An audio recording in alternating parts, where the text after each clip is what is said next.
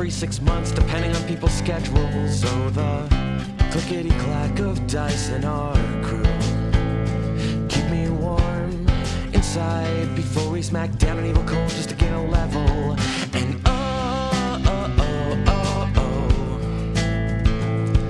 we roll.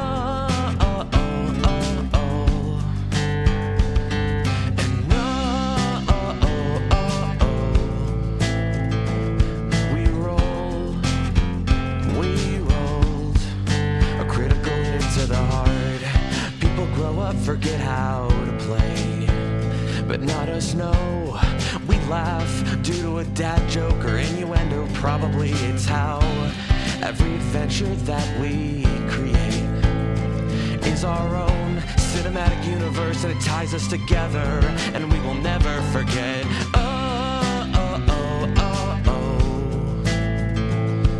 We roll. Yeah. Yeah, we rolled a critical hit to the heart. We will never, never, ever forget. We will never, never, ever forget. We will never, never, ever forget. We will never, never, ever forget.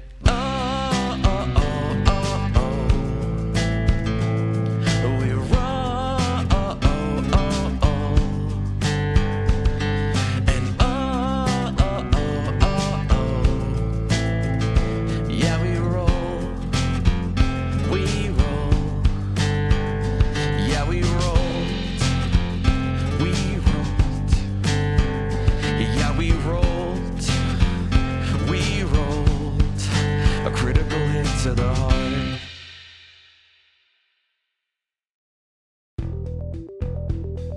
Dinner and a Game and Many Worlds Taverns have partnered together to bring incredible teas and coffees to the Dagger family.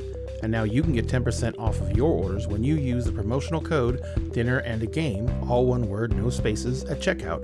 And if you use our link, manyworldstaverns.com/dinner and a game, we get a little bit back from Many Worlds Taverns as well. Support excellent products from an incredible small business and help support Dinner and a Game at the same time. And always remember, at Dinner and a Game, we always save you a seat at the table.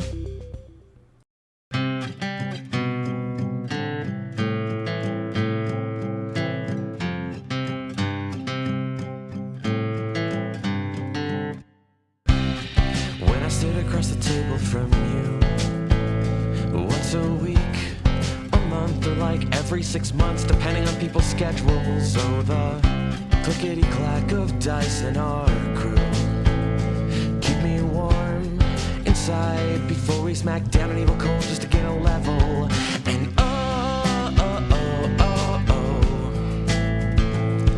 we roll.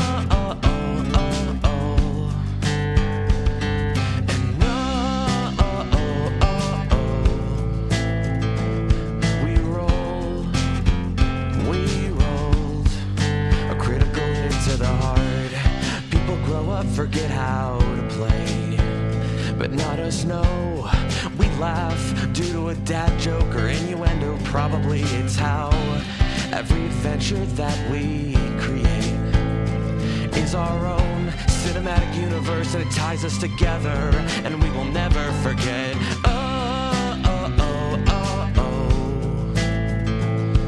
We roll. Yeah. Yeah, we rolled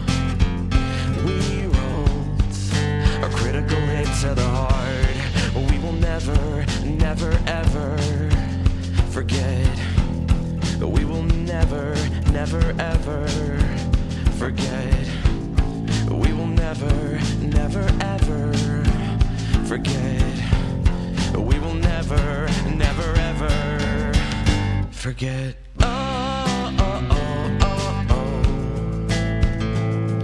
We roll. And yeah, we roll.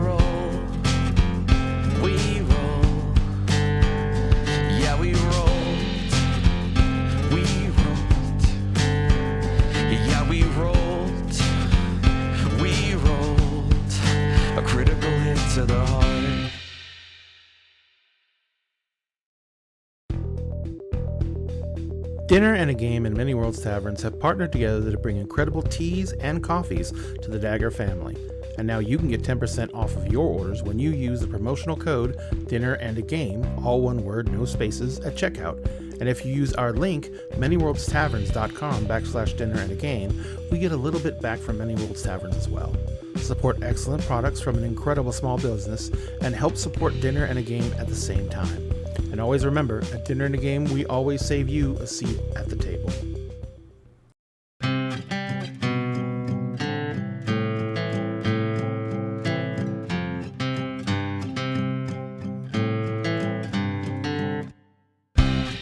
When I sit across the table from you, once a week, a month, or like every 6 months, depending on people's schedules. So the clickety-clack of dice in our crew keep me warm inside before we smack down an evil cold just to gain a level. And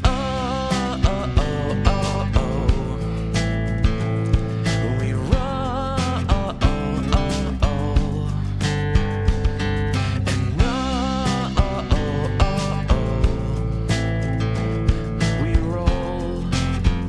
We rolled a critical hit to the heart. People grow up, forget how to play, but not us, no. We laugh due to a dad joke or innuendo. Probably it's how every adventure that we create is our own cinematic universe, and it ties us together, and we will never forget.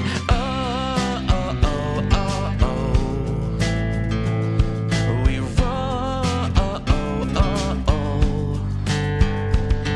Yeah.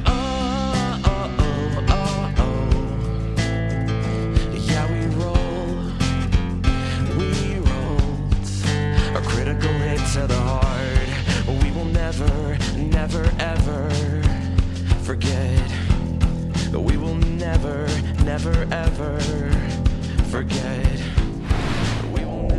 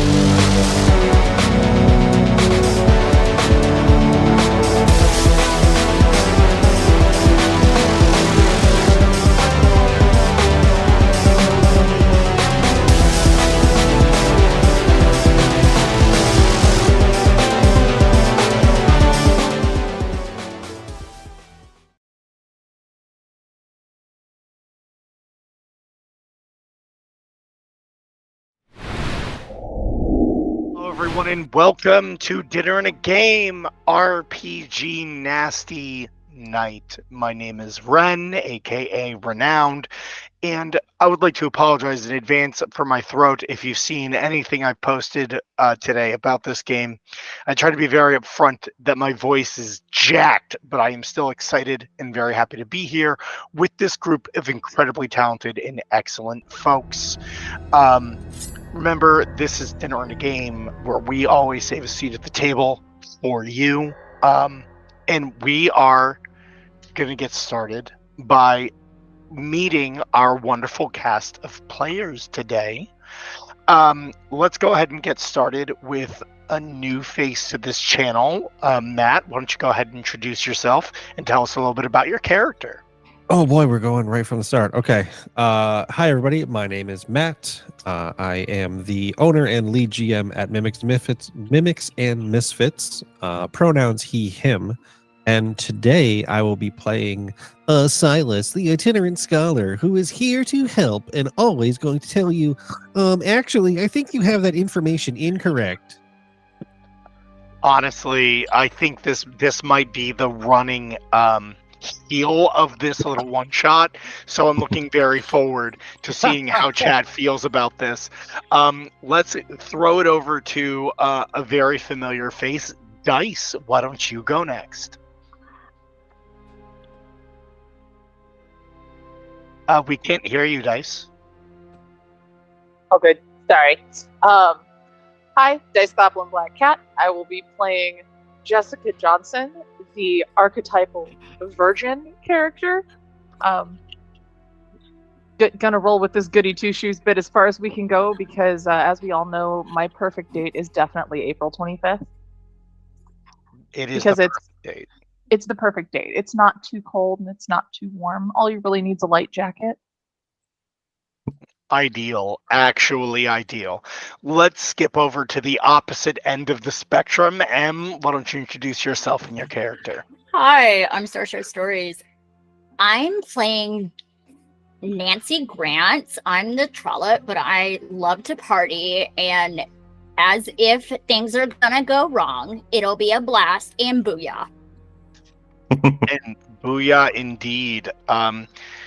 Let's throw it over to Shane. Who I think is a nice pairing off there. Why don't you go ahead and introduce yourself?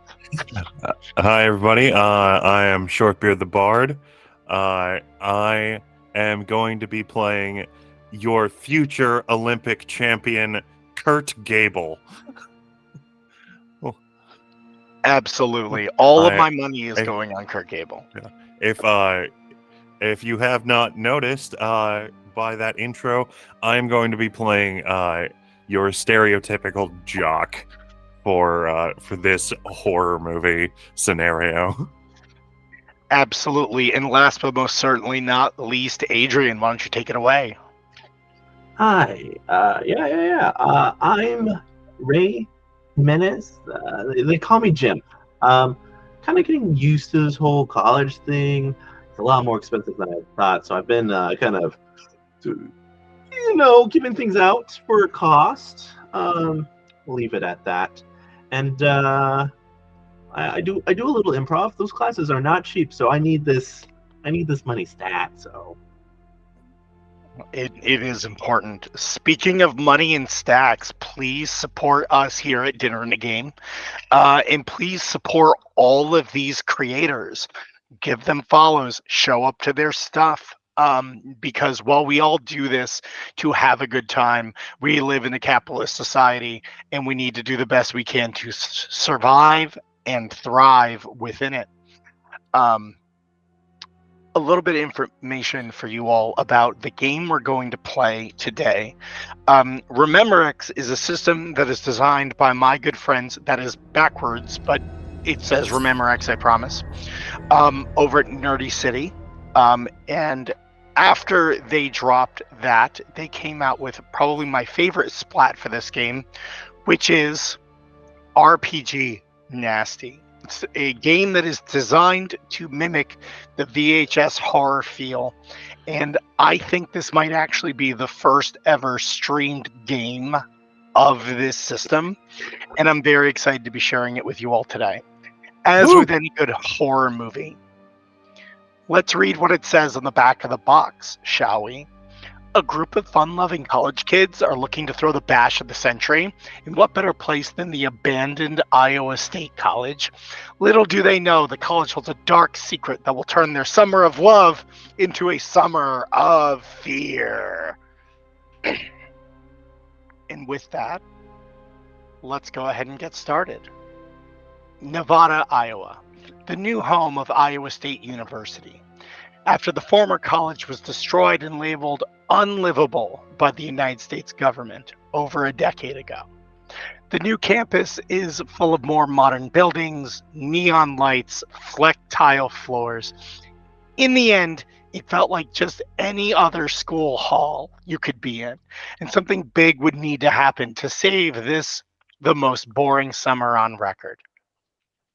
It is the summer of 1991, and we zoom in to a group of college students who are beginning to plan the party of the century.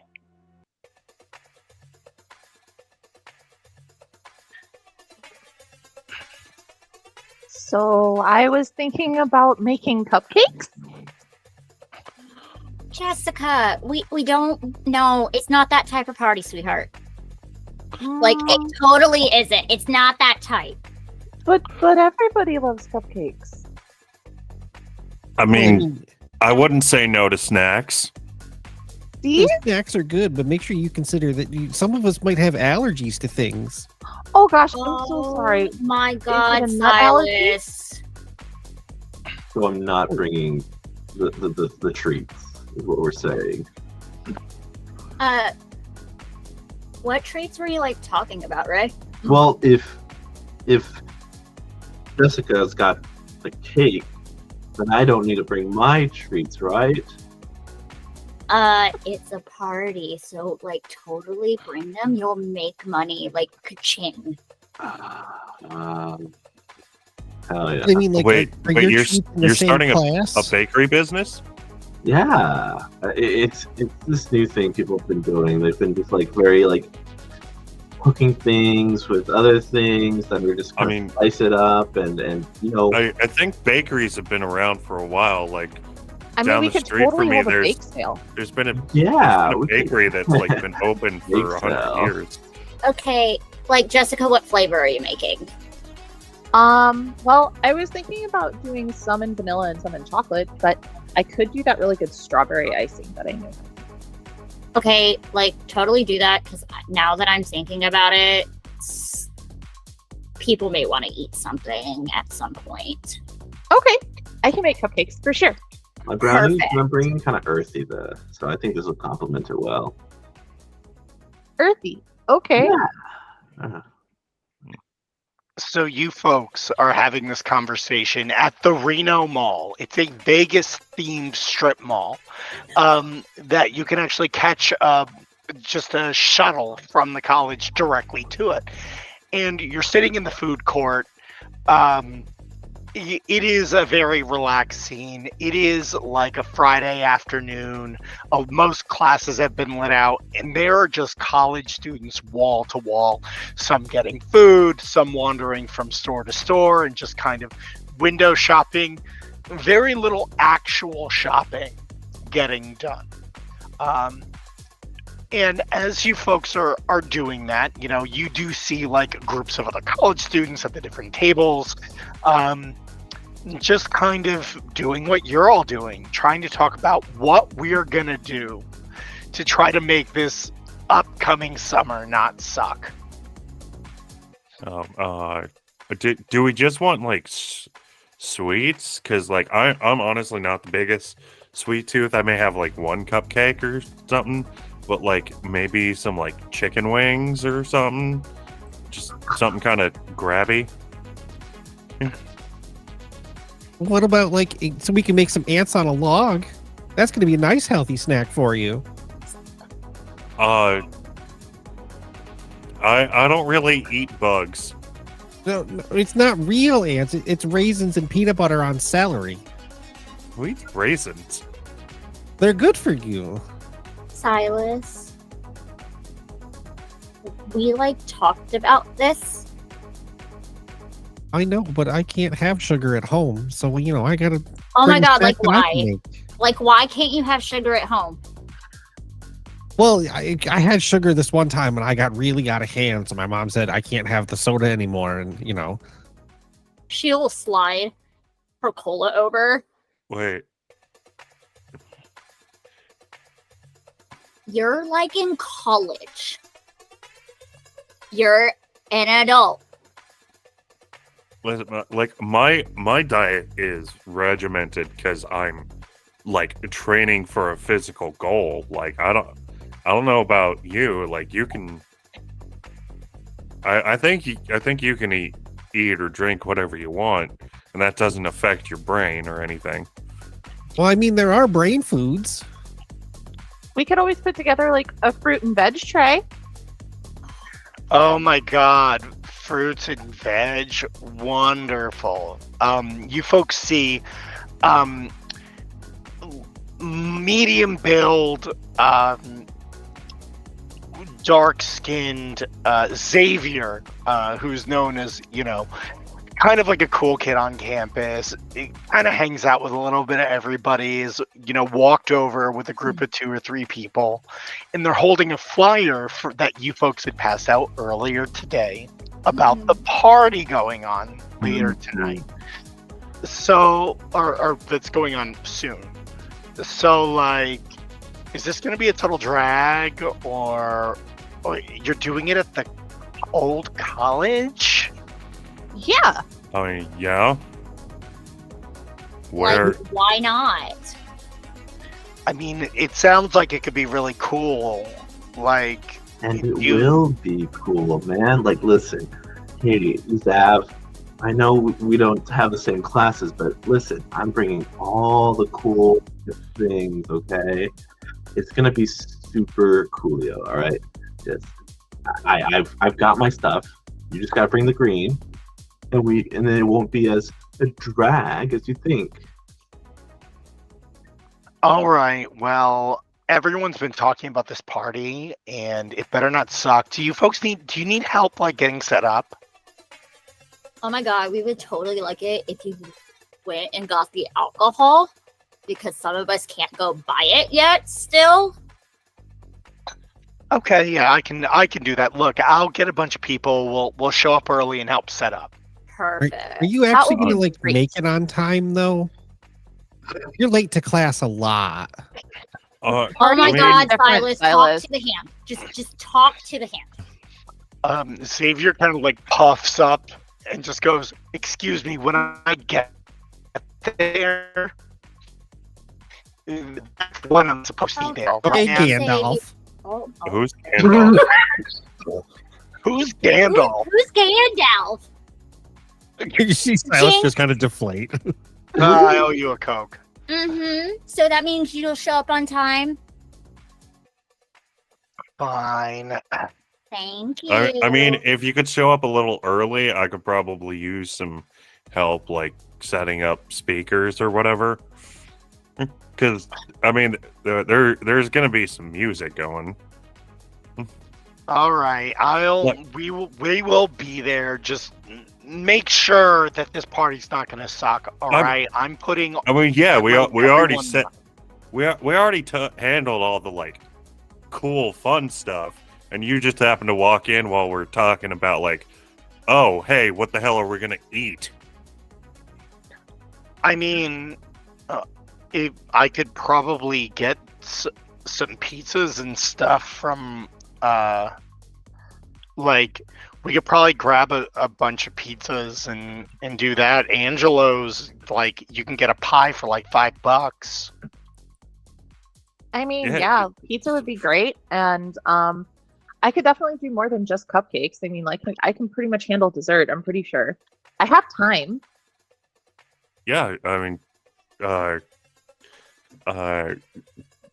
Kurt's gonna just pull out like a $10 bill and go, all right, here, at least get 2.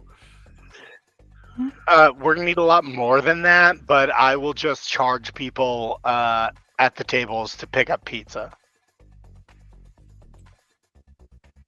Yeah, I mean, do you think we need like a full dinner? Like, I can make some chicken parm and asparagus. Or it's not going to be a dinner party. This is more going to be like finger food, which is why I suggested like chicken wings. I think Like pizza's pizza, gonna be good, beer, Silas. pretzels. Yeah. So something you can walk around with. I mean, I- Silas, if you want to help, you're more than welcome to help me bake.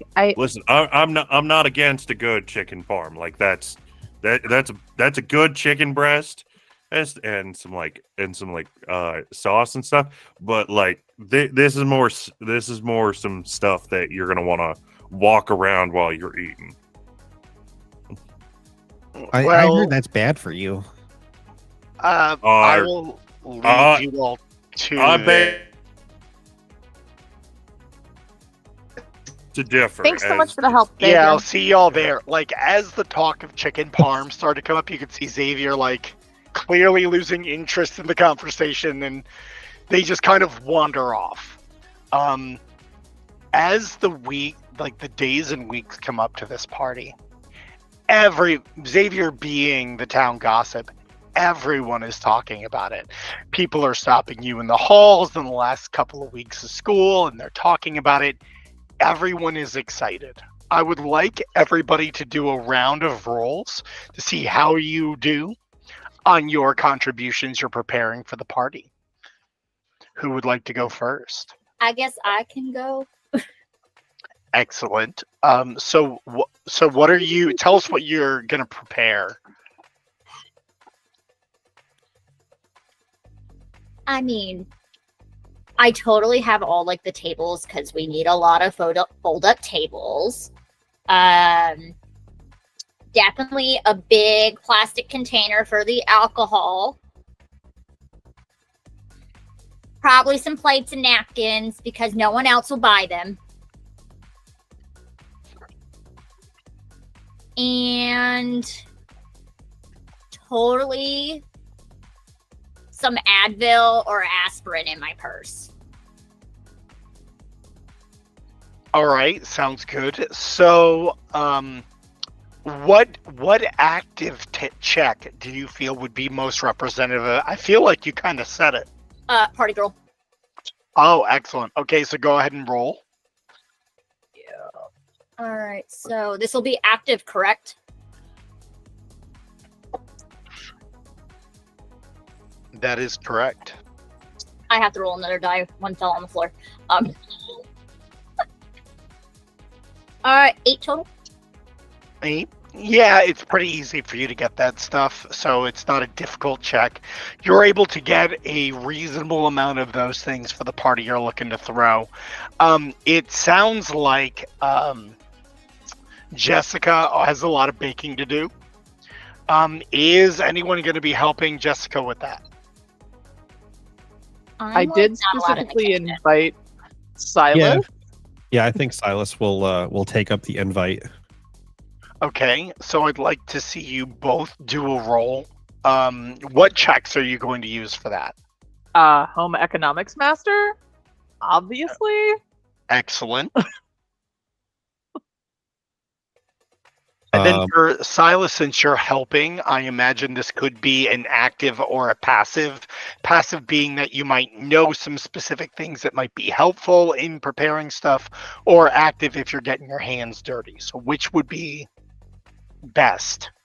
So it's definitely going to be passive. Silas is going to be like going through home ec books and baking dictionaries to be like, these are the things that can really improve the flavor. You know, I know you want to use a lot of vanilla, but if you put a little bit of salt in there with the vanilla, it will really bring it out, and people can taste it better. All right, let's go ahead and roll and see how the two of you do together. I got a 13.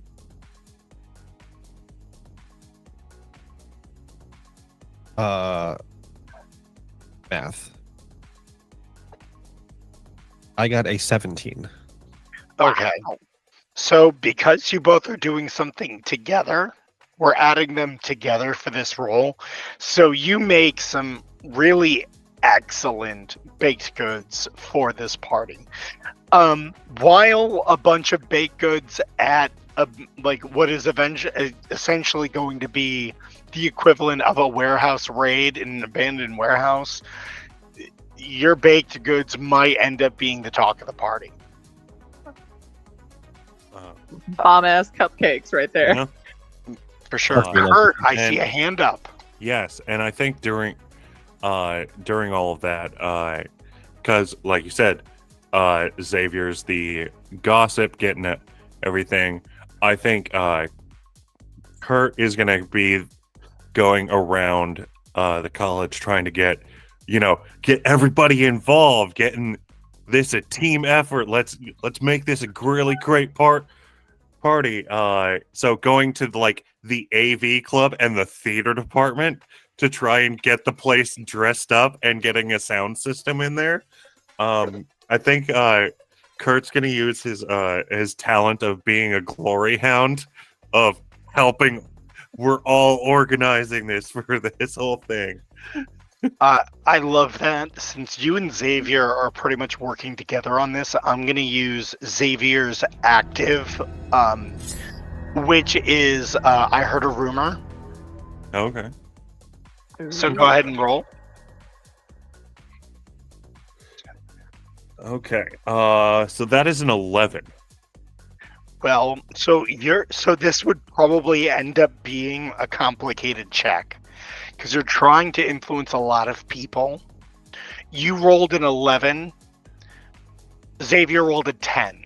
So that puts you at a 21, which means you pass the check. Between the two of you, you absolutely get the AV club. You get like the people in the theater department to pull old sets and like lighting rigs and all that stuff. You have that all squared away. And last but not least, Ray. Ray. Oh, Ray is going to try to gather up the supplies so this party doesn't boof it. So let's see what I get. I'm rolling as a dealer. So let's see how that goes. It's a 5. This is exactly what you and I talked about. Yeah, it is. It literally is. Well, for you, this would be a pretty simple roll because you already have the stuff, right? Oh, And like, and you have contacts, so I'm gonna say that is successful. You're not gonna like, it's not gonna be a New York City style rave in the drug department, but it's gonna be pretty dope for Ohio. Iowa? Well, no, it's gonna be dope for Ohio. So, but Ohio doesn't exist. I don't know if that's more or less sad than Iowa. I think it's less. Or is it more? I don't know. It's tough. Vote in chat. Is that more or less upsetting than Simple. all right. So it takes a couple of weeks for you folks to be able to gather all the stuff. And we are now on the evening of the party. 1 second, I have to pull. I have like a million folders open, and there's one I desperately need that I do not have open. Because of course I don't. Perfect. As the sun sets in Iowa, it sinks over the horizon. The cars head down the long, straight road to the ruin that was once called Iowa State College. The once paved roads are shattered by the incident, and the heavy machines that ground it down to practically nothing. The college buildings once spread across miles of square land, now a few buildings surrounded by utter wreckage. Even with many of the buildings being torn down for safety concerns, 10-foot deep gouges and tears in the earth surround them. As you pull up on Pamel Drive and park in the lot between what used to be known as the Armory and Davidson Hall. Players, in your drive, there is an image of what is basically left. That's 3, 5. Basically 8 buildings is all that remains of this once sprawling campus. But the most important one that you need for this case, the Armory, is in pretty good repair.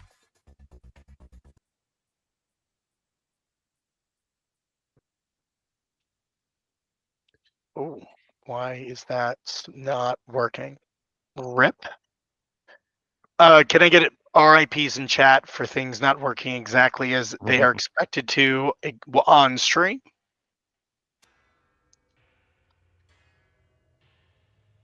Good thing I can fix it on the fly. Excellent, that's coming through.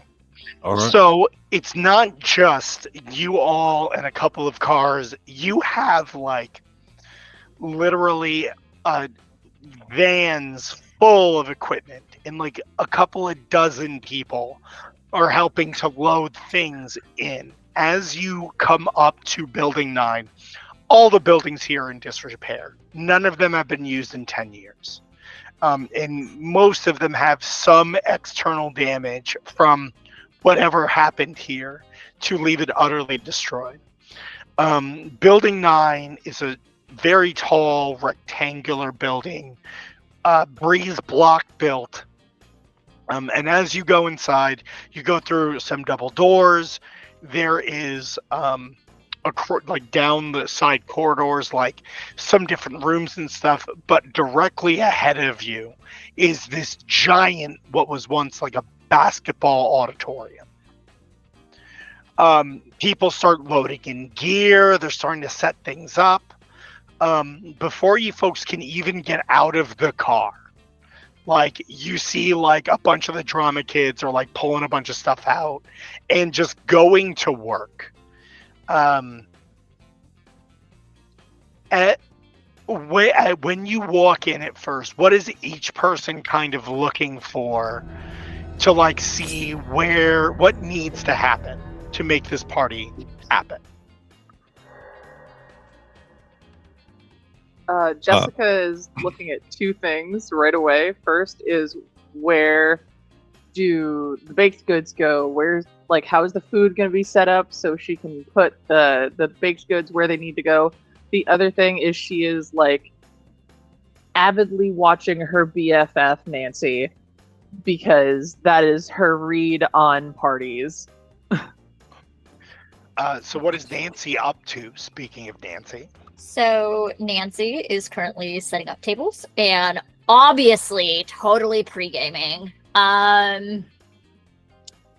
Probably has a Miller Lite because that is a Midwestern beer. I just hurt myself saying that. Midwestern beer. Not a PBR. No, PBR is more East Coast. Which is really weird. Setting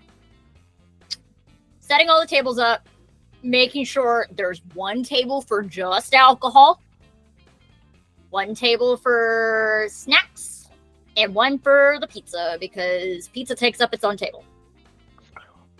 As you start setting that stuff up, Xavier comes in with a group of other folks. They're all decked to the nines with their like super bright like sweaters that are like they're half open, and like parachute style pants in like garish blues and yellows, and they're carrying the pizza and like literally giant coolers full of booze, and they start loading it in. As you're doing that, oh goodness, words are hard. Jessica, you're able to get right in there and get that stuff set up. As this is going on, Silas, as you're starting to get your feet under you, a bunch of the people from AV come up to you and Kurt. They're like, so what's the power situation like? Like, all the lights are out and we're not getting any power anywhere. Kurt pulls out that he grabbed from his truck just this big ass like 6D battery mag light, and go, I was actually going to go look for the breaker room. I don't know where that would be, but if any of y'all want to come with me, just haphazardly shining it in people's faces, going, and actually, if you it's just through that door over there. You're going to go down 2 floors, come back about 60 steps this way, and it's behind a metal cage. And then there's 7 breakers for this building, and we have to flip them in order. So I can come with you, but There's a lot of people. Have we checked the fire suppression system here? There's a lot of people, and what if something happens? Oh if my something God, happens, Simon. we're gonna leave. Yeah, right?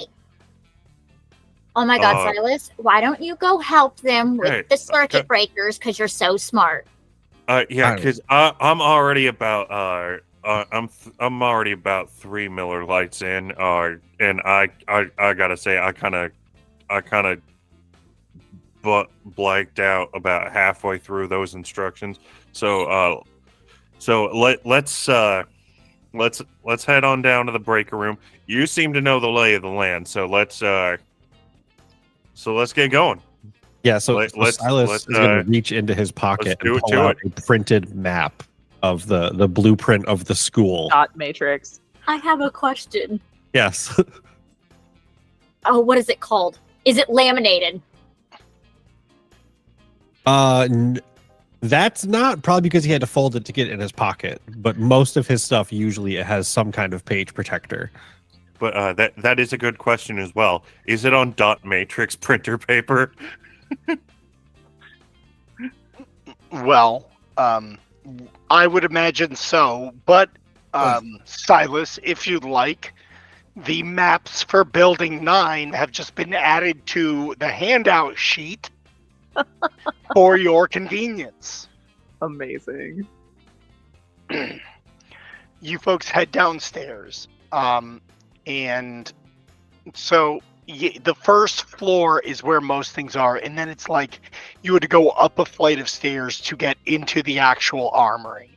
So you go back downstairs and you make it to the cage. Why don't you go ahead and roll?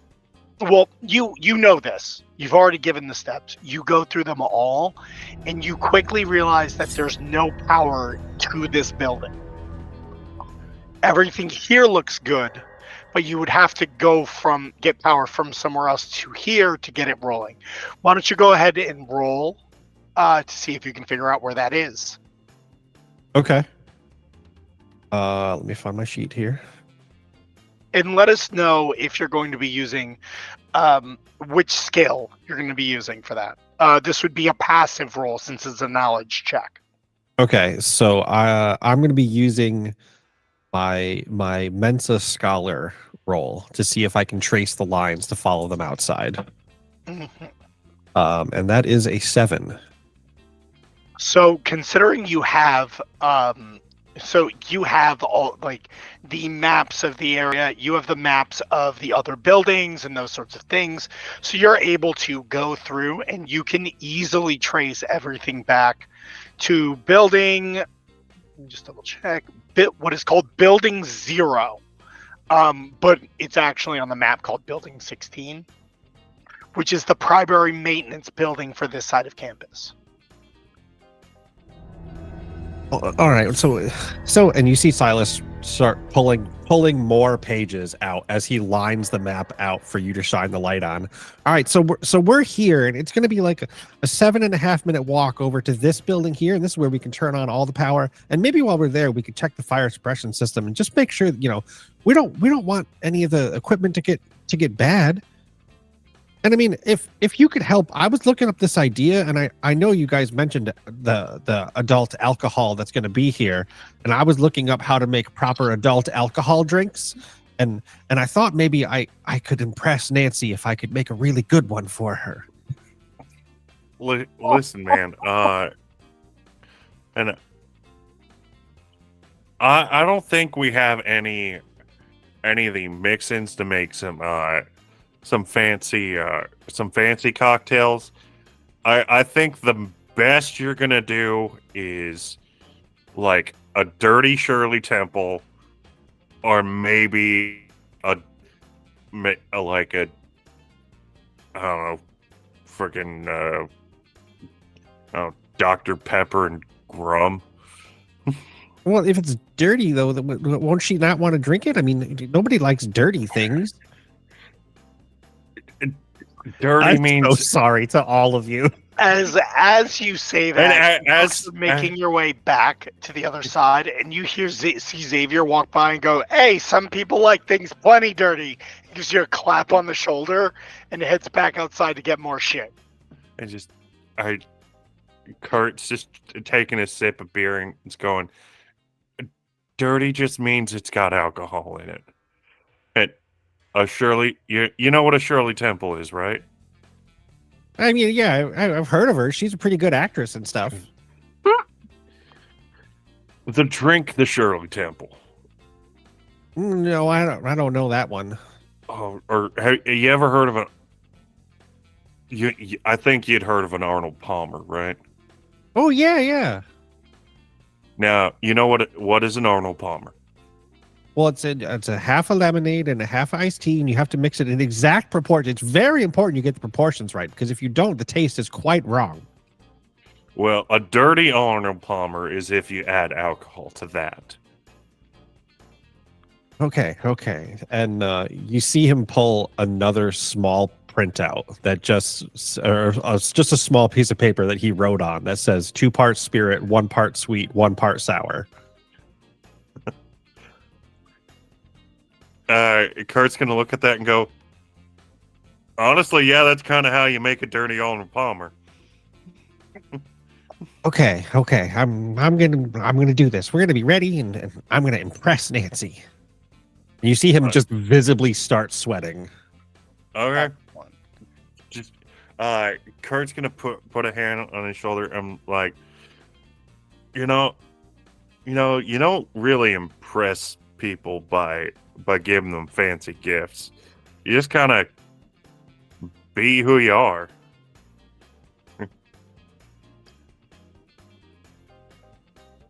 Okay. I think I can do that. I've never tried to impress anybody except for, judges at competitions and stuff. Well, that's for more like, sports and competition stuff. But people seem to like me just because I'm who I am. I'm somebody training. I'm going to the Olympics, and that I know who I am. I'm going to represent this country, and I'm going to bring home a gold medal. I know that, and I'm ready for that. And people see that, and they go, wow, they know who they are. I think you just need that little boost to know who you are. As you folks have that conversation, I want to hop over to Ray. Ray, what are you up to?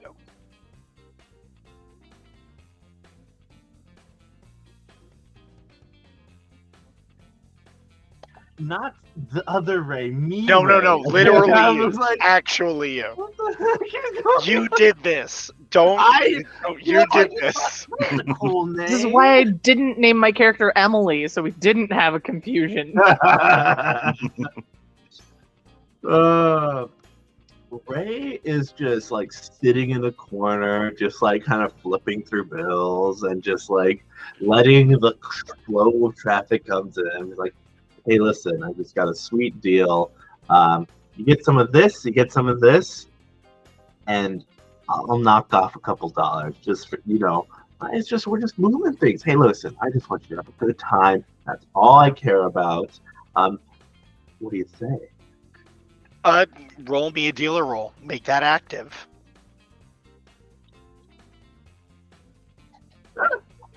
I had one. There we go.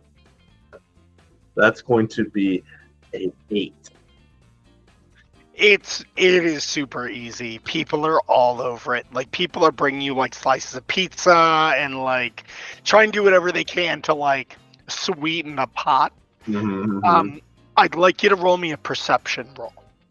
And that is my highest passive, correct? Exactly that. Yes. Ooh. Oh. That is a 17. So everyone seems really excited. Everyone is kind of like moving around and making all of, the proper arrangements and seems like that. But there is this moment where this place strikes you as almost there's something really fucked up about this. And maybe you've been smoking way too much weed, but like, this place used to be, you would have gone to school here. Yeah. This was one of the best schools in the Midwest. And there was all this cool stuff. And then just one terrible night, and all of it was destroyed in like no time at all, maybe an hour. And then like all of these terrible things happen, and then you feel like you're being watched for a second. And that doesn't make any sense. I mean, it could, because there's a lot of people here, and like I don't know, and you start to like feel your chest tighten and get a little bit nervous. Hey, Jim. Jim, Yeah. here's your 20, man. Thank you. You are a saint and a scholar. Don't tell that one geeky kid, Silas. I said that. He will not like that. I just kind of like does like a zip of the lip hand gesture and fucks off. As Silas and Kurt, as you folks come back upstairs, the head of the drama club, Brad Will, comes up. He's like, "Hey, so what's going on with the power?" We're working on it. All right. We're heading to the breaker room right now. Going to turn on the power. All right. I mean, y'all are kind of running this shit here. Do you want me to grab a couple of people and go do that? Nah. We can turn on the breakers. You be there to plug everything in. And Sounds good. good. As soon as you see the lights come on, you're there. Cool. Yeah. Who is going with Kurt? I thought Silas was with Kurt. I'm just Yeah. making sure. Okay. Because you also Yep. said you were going to make a mixed drink for Nancy, and I want to like... Well, we were having that conversation as we were walking towards the breaker room. Oh, Yeah. Okay. Yeah, like this was just we're having an Aaron Sorkin walk and talk. Perfect. So you folks are headed there. Let's cut over to, while you folks are on your way, let's cut back to Jessica and Nancy. So you folks are like making the tables happen. And like you're seeing the lighting rigs go up and everything really seems to be coming together. How are the two of you feeling right now? I'm like totally buzzed right now, so feeling great. Nancy, this is really exciting. Like I mean, I don't really go to these types of things, so this is really exciting. I'm like super excited for you. Like you can finally just like party and let loose. Finally. I mean, maybe you can go and hook up finally. I mean, that would be, I don't know, it has to be with the right person, like it's been, I mean, me, I haven't really dated a whole lot, and I don't remember you dating like at all. yeah, it's I don't know. I mean, you're my BFF, so like, what else do I really need, right? Sometimes you just like need to get a little nasty. Like sometimes you just need to. You mean like actually kiss somebody? Oh my God! You haven't even kissed anybody? I mean, you know that, Jessica. I thought you would have done it this semester. but like who? Oh my God! Hey guys. Like who do you find hot?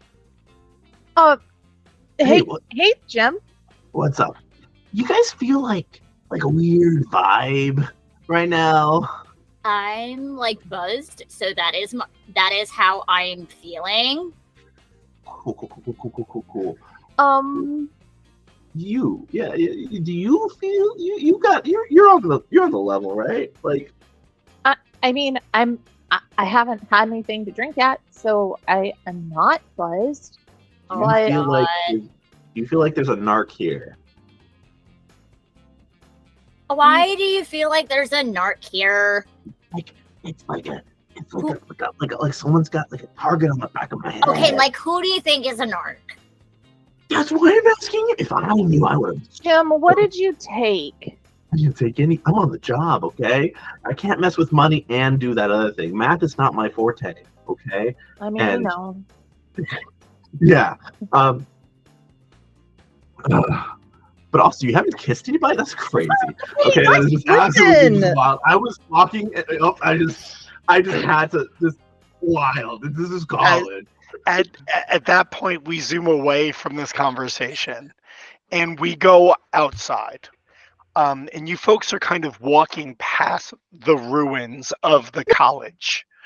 And you're seeing like these like do you really you- deep you got- you're on gouges you're on in the level, right? ground. You are seeing what can only easily be described as the desiccated corpse that was once a college here. It is as you get further away from the party and past the parking lot, it strikes you how fucking quiet it is out here. And in this moment, even like, because while you're walking and having this conversation about being yourself, and that's the best way to impress people, there's always those quiet moments. And in those quiet moments, it is not an uncomfortable silence because the two of you are uncomfortable with one another. You've known each other for years. It is uncomfortable because this place is uncomfortable. Before you get to a place where you can actually feel the impact of that, you end up at Building 0. It's a small, it really looks like it could be just like a shed. It does have concrete walls, but it's not really it's 1 story tall. The door is open. It's more hanging off the hinges, as most things are around here. And as you go inside, it is just, the walls are completely unpainted. There is like a lot like a desk up on the top floor and like a bunch of like safety notifications hanging on the wall, and then a stairwell going down.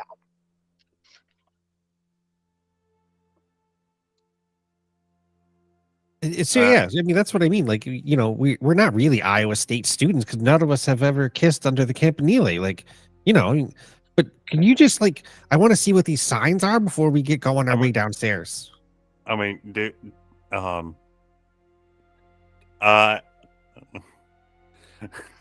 listen, I hear what you're saying. I'm not really. I thought you wanted to kiss Nancy. Oh yeah, we were just talking about like that building that was over there. That's where that you were considered an Iowa Stater when you like kissed somebody under that building. That's when you got to be official. Oh, okay. I thought this was getting a little awkward because like I'm not really like I like you as a friend, man. And like I don't knock that. It's just not for me. Yeah. But okay. Cool. Or solid again, ally. Again, sorry, I'm not. Like I said, I'm already about like 3 beers deep. These were not light beers either. So I just really want to get this going and get back. I don't mean to be not listening to you. I'm trying. No, it's okay. I know I got talking about that new movie that dropped, but it can be like I can learn from you. Like I could be Monkey Boy and you could be Turtle Man and you can teach me your secrets. But we got to get the power going first. Oh, okay. Sure thing, Monkey Man. Yeah, where are we going? Lead the way. Just shining the mag light. Where are we going? Well, So as you are, because you said you wanted to read the notices, so I imagine you're like in between moments of this incredibly awkward conversation that you find yourself having. You are like trying to desperately read them. They're all OSHA notifications. It's like information on like safety when working around electrical equipment and those sorts of things. It's nothing particularly. It's nothing you haven't already studied in your spare time. okay. Yeah, so Silas starts to point out what some of the signs are. It's like, there should be a little case with some rubber gloves down there so that we can protect ourselves when we got to turn on all the switches. But I think I might have a pair. Oh, yeah, no, I don't have any rubber gloves. I got these like work gloves that I keep in my truck as well. Gotta protect your hands. Yeah, it should be okay. Yeah, I mean they're fire resistant. They're asbestos. Oh, buddy. It's the 90s. We don't know that asbestos That's right. is dangerous. Hello. Have you or a loved one been affected by mesothelioma? Christ. Hey, You we do just find- know that asbestos is fire retardant.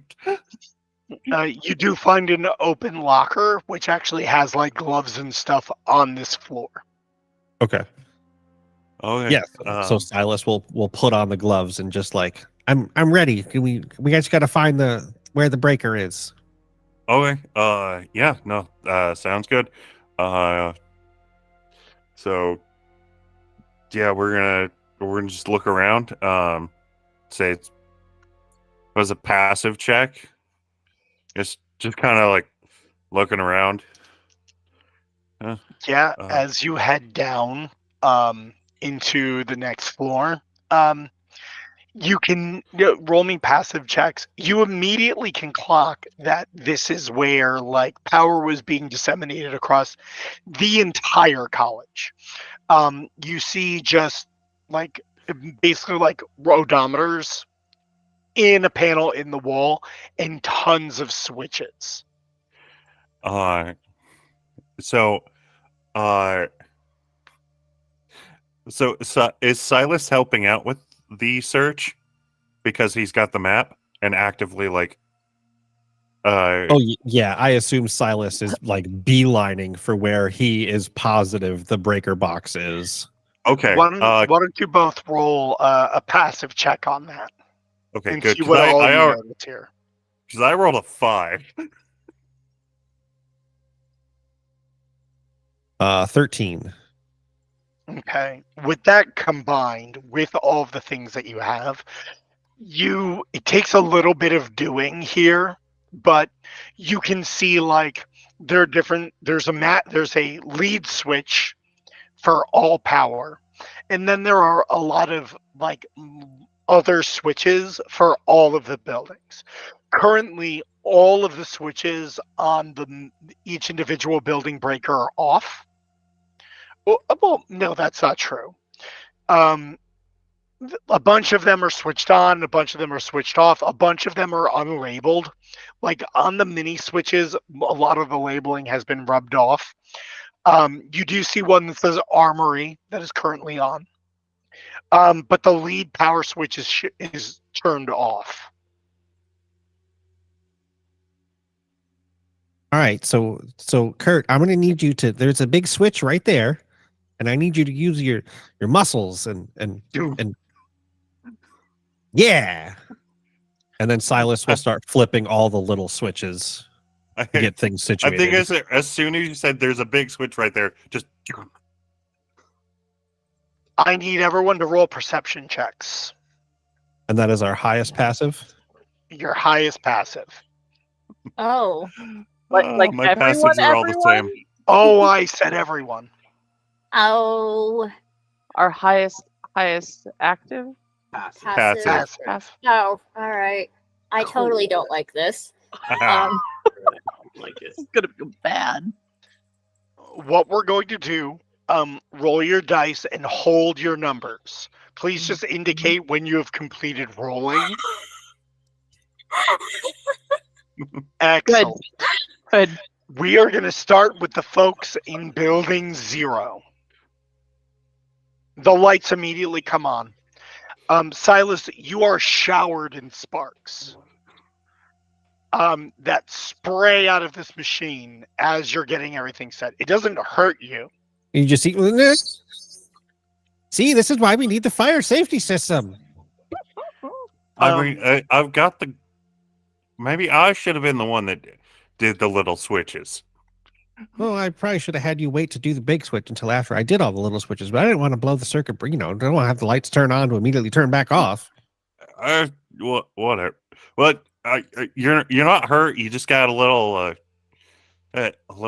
sparky in your face, and that's fine. No harm done. Yeah, it was just a little shocking. Oh, yeah. A little shock never hurt anybody. What were your perception checks? I rolled a 10. I got a 20. Damn.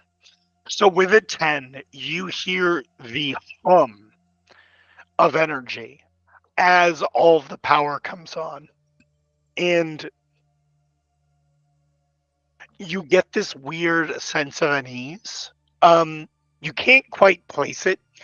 It feels very much like have you ever been outside before a thunderstorm and you can kind of feel the electricity permeating the entire air? Yeah, you got that smell of ozone.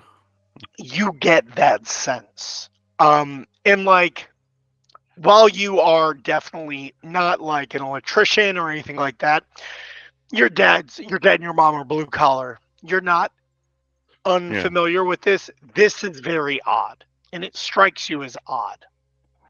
All right. You know what? I don't know. I think maybe I should not be like as drinky as I am around all this electrical equipment. So we did what we got to do. Mission accomplished. There. Let's head on back. Oh, So Kurt, what would Darren say? at, Wait, when you Darren? go to look at Silas, Silas has a very different look on his face. Silas, you get that sense. You hear the hum, but you almost hear almost like a digital screech under the hum.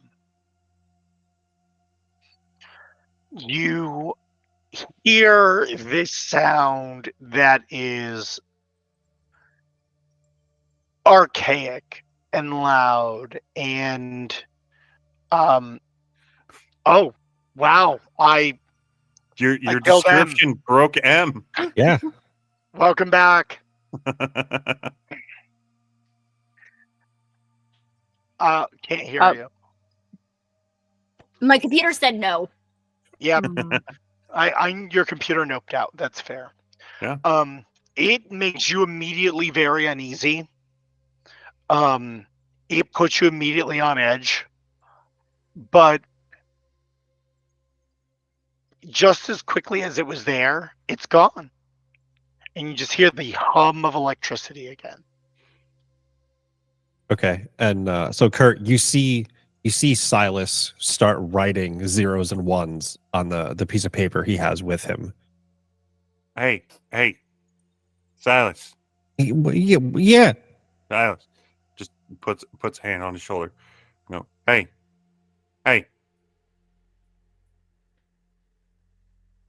Look at me. I'm looking. Hey, you okay?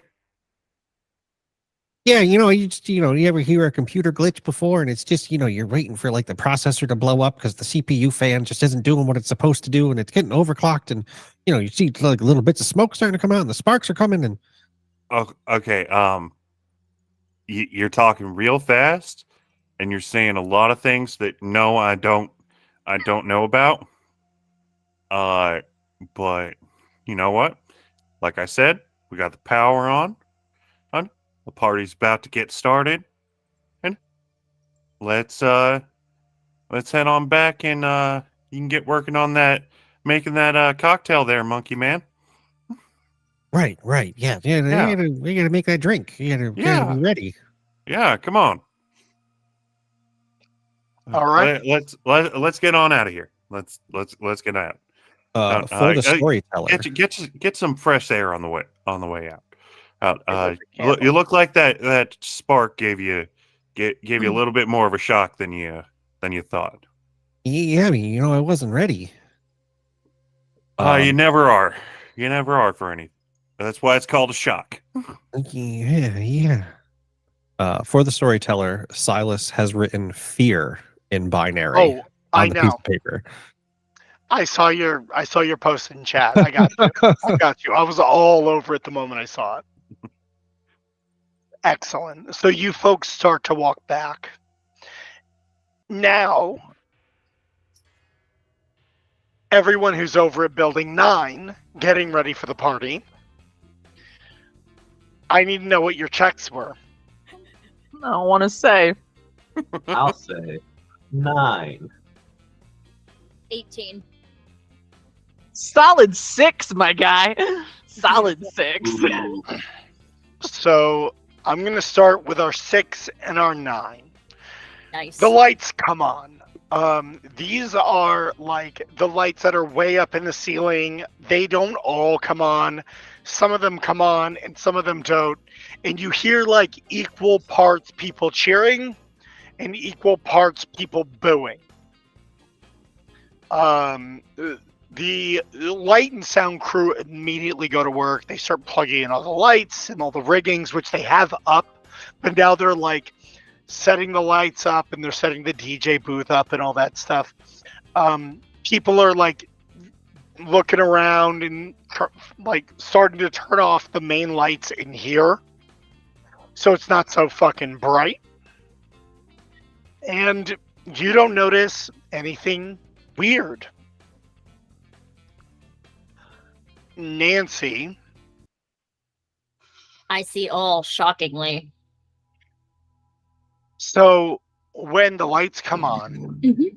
you hear something and you look over your shoulder, and through one of the sets of double doors in one of the back corners of the room, someone was throwing the doors open and coming into the auditorium from outside. Mhm. You see the silhouette for just a moment.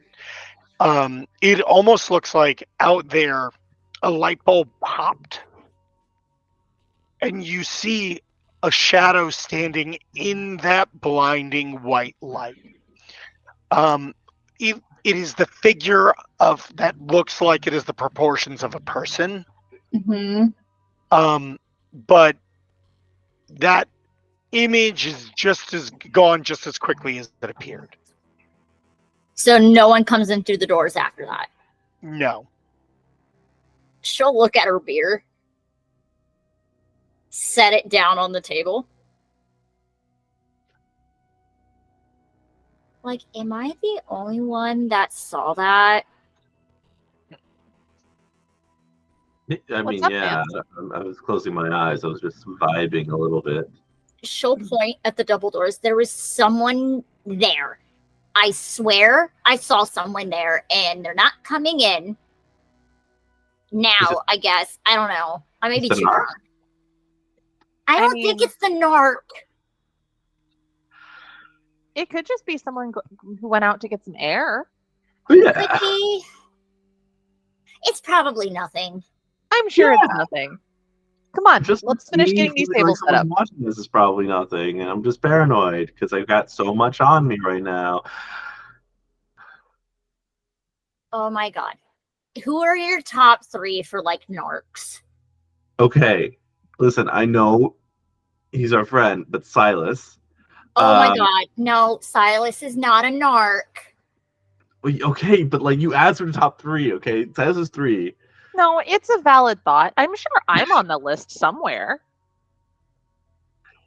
Yeah, is Jessica like number 2? No, Zav's number 2, and then Really? Maybe? yeah, like potentially. Like, listen, he's a cool guy. He's got popularity. He could easily come onto the business, but he just doesn't have the connection. So if they cut out this guy, then it's just like hunky dory, easy peasy. Okie dokie. It's just gonna be fine for them. Okay, like I've seen Xavier snort up Adderall, so He has some connections. Sometimes it's me. As you folks get to this part of the conversation, Xavier walks up and goes, "How do you do, fellow kids? Are you ready to party?" Just like wide-eyed, walking backwards. are you like okay? Yeah, I'm great. Looking forward to the music starting. Like, Oh yeah. I'm glad that everything's like the lights are on. This party's gonna be fucking sick. yeah. For sure. Oh my god, do you want to finish my beer? Oh god, yes. She'll hand it over. And just fucking pounds it down. I lean over to Jessica. Hey, if I ask them if they're a cop, they have to tell me they're a cop, right? No, I don't think so. As, Hi, boys! Jeez. yeah, no, like I remember watching that Johnny Depp show. Oh, he never had to tell people that he was a cop. Oh my god, so like the new show that I've been really into is called Dark Shadows. Apparently vampires are like super hot. Oh, Dark Shadows. I think my mom watched that. I think that Dark Shadows came out in 1991. really? Mm-hmm. Okay. Out of game, my mom and uncle quit swim team to watch that show. Nice. Yeah.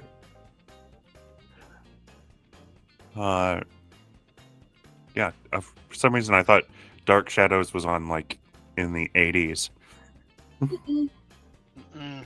There was another show I was gonna say, but it didn't come out until 96, and it would have made half of this chat groan. There is a 60s original Dark Shadows. Thank you, Meg. There is a 60s original. Okay. So yeah, then Kurt's statement stands. Yeah. Yeah. That like that vampire soap opera. Like yeah, there's like a new version of it apparently, and it's like really good. Oh, okay. Yeah, no, I don't really watch shows. I know my mom watched it.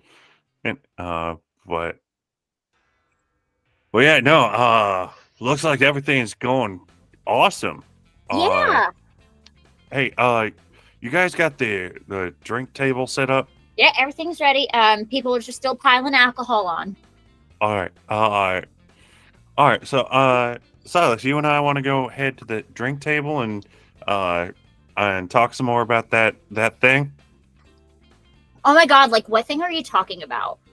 It's just we were having a chat about stuff going through while going to turn on the lights, and we didn't quite finish the conversation. So we're gonna make a drink and finish that talk. While you're over there, can I like have a drink made? As long as it has maraschino cherries in it, I'm totally. Wait, I'd like to try something too. maraschino, isn't that a kind of cheese? I think that's mozzarella. It's cherries. Kurt had it mixed with mascarpone. So do you like fruity? Oh, I mean, I don't know. I trust what you're getting. So maybe whatever Nancy has, I'll try one. Okay, so a dirty Shirley would be the best option. All right, sure. Oh. Okay. You like Sure Shirley thing. Temples, just add alcohol to it. Yeah. Oh, okay. I can try Yeah. that.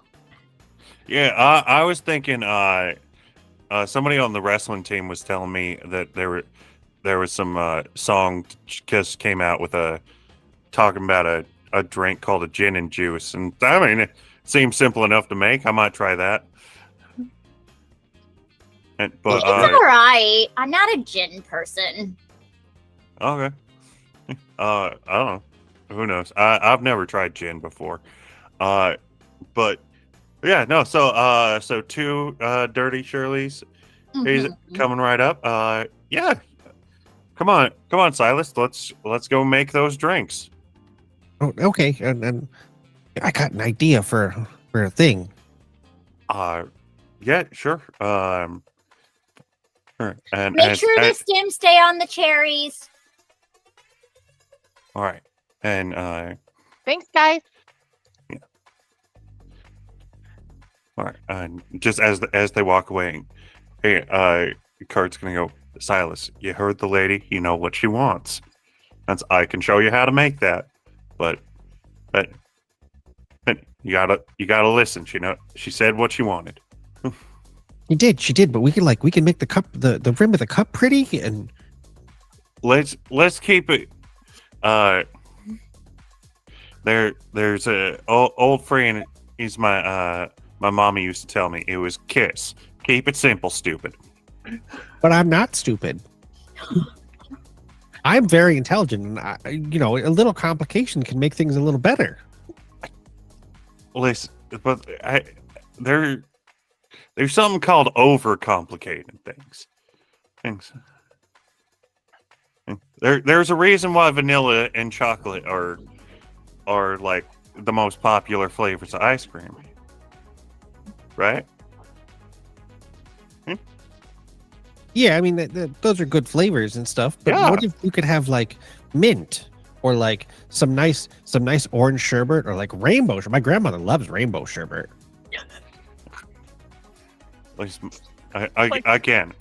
Again, remember Kiss.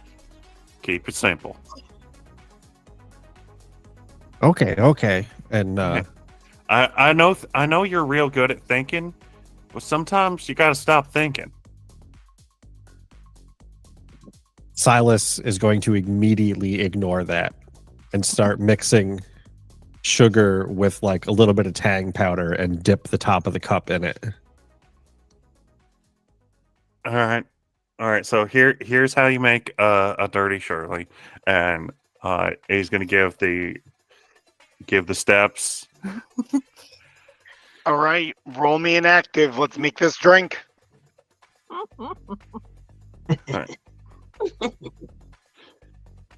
I will roll an. I will roll an active as well to assist. So I got an 11 for actually to make sure that I have the correct proportions of a Shirley Temple and account for how much vodka is replacing what liquid is in there. And I'm gonna do a passive for just being who I am. That's a 5 on top of that. So you think it looks great, and you make an excellent drink. Okay. So Yeah. Silas is gonna. I think Kurt even goes, "Wow, that looks good. I think I'm gonna have one myself," and just tries to make his own version. And Silas is going to look through the cherries to find he'll put one in each cup that he makes, but he's going to find one that has the double stem attached and hang it over the side for Nancy's. Nice. All right. So I'll take that one. I'll give that one to Jess. As you can hand yours over to Nancy, and I can give y'all some alone time. But I'm Thanks, here. Kurt. What do I do? Alone? Uh, We're bringing like, one for you too. everybody's Oh. here. Like, no, like we walked away to the drink table Uh-huh. to prepare the drinks, Yeah. and so this is before we come back. This little Okay, aside, yeah. this little This aside is- is before we come back. Okay. I thought you So- came up and started like. No, listen. Kurt's a little not great intellectually, but like at least Kurt's not that dumb. Kurt's our himbo. It's fine. Yes. Ray. Yeah. So while everyone is trying to have a good time, you are now paranoid as fuck. Yeah. And you have been watching people, and you notice at the door where Nancy pointed out earlier, you see a couple of people hanging out by the door, like kind of hanging half inside, half outside. Mhm. And they seem to be acting a little squirrely. They know something. They're on my wavelength. Walk over there. And so, like, these are like they're kids you know from school. You don't know them well, but they're Yeah. definitely the people that are like they're like more like the punk style kids. They're the ones who like tend to get into up to some fucked up shit. Mhm. And so like they're just talking and like kind of peering out the back door and like looking down. So the door out of this in the auditorium, there's still an inside hall. And they seem to be like poking their head out and looking down the hallway. And just like, Hey man, you need any assistance? Any treats for this party? Or you see something? Man, I've been seeing something. But if you're not seeing something, then I'm not seeing anything. That's all I'm saying. oh, hey, this is fucking Jim. They go, oh shit, it's Jim. You have Yeah. never met any of these people, but they know exactly who you are. It's me. That's my Nah, last man. name. Just the 3 letters. It's crazy. We're having a little party on the side. We're just having our own little fun. You want to come and check it out? Yeah. Listen, it's a crazy place. Let's just go. Let's go chill out. I mean, there's a lot of crazy things over there. I just need to kind of get some air too. So I feel you guys. So they go down a back hallway Mhm. and they're going past all these rooms and you hear like glass breaking, fucking shit getting destroyed. And they go in and it's an old computer lab. And they're taking like bats and shit and they are fucking destroying everything in this room. Oh shit. Okay. I don't listen. Like, I'm down with like with the revolution and shit, but like, most of y'all know whose party it is, and that's my name on the thingy. So like I don't know if I should be doing, but we should be like I like party. I get it. We're cool, but, Hey, like, if it's not your scene, it's not your scene. We figured we'd offer, fam. Like, but it's you know cool. what? I appreciate it, but like, listen, like, if any of y'all get caught, are you fucking nuts, dude? Like, will you rat on us? Nah, like the cops will have to take us in a fucking bag. We ain't giving up the fucking shit to the pigs. Fuck them. Listen, do your fucking thing. But if I find my name in anyone's mouth, I'm coming for y'all. But like, seriously, and I just like I kick a mouse. Fuck this. Fuck the establishment. You start walking away from the room, and there's smashing, and there's laughing, and then you hear like this high-pitched digital whine, and the laughter stops immediately, and then you start hearing screaming. I go back. The first person who said, "Hey, it's Jim," is like, you see them start to get out the door, and they come forward, and their hand reaches out like this through the door, and then it slaps against the doorway, and something drags them by their coat back into the room, and then you just see blood explode into the hallway and cover the far wall, and the room goes deathly silent. Ha ha ha ha. That's a lot of red. That's a red. Then you start hearing the sound of something heavy and metal dragging towards the door. Okay. I'm glad somebody survived. Hey. And then you see like a tangle of wires and metal come out and grip the door frame. And it's not really a hand, because a hand would indicate that it has a set number of individual digits and a certain length. It is just cabling that comes out and anchors itself into the wall and is dragging something into the hallway. Oh shit. I start walking back and I'm like checking my pockets to seeing if I got a contact high with anything else. And I start like dropping them because my hands are starting to shake. This thing is like, I didn't take anything. I'm working on it. There's nothing I can. And it just So the music has been in full swing. And the party has really begun. And then the music stops.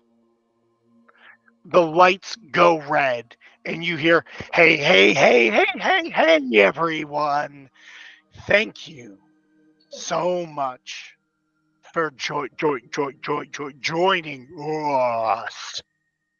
You're welcome.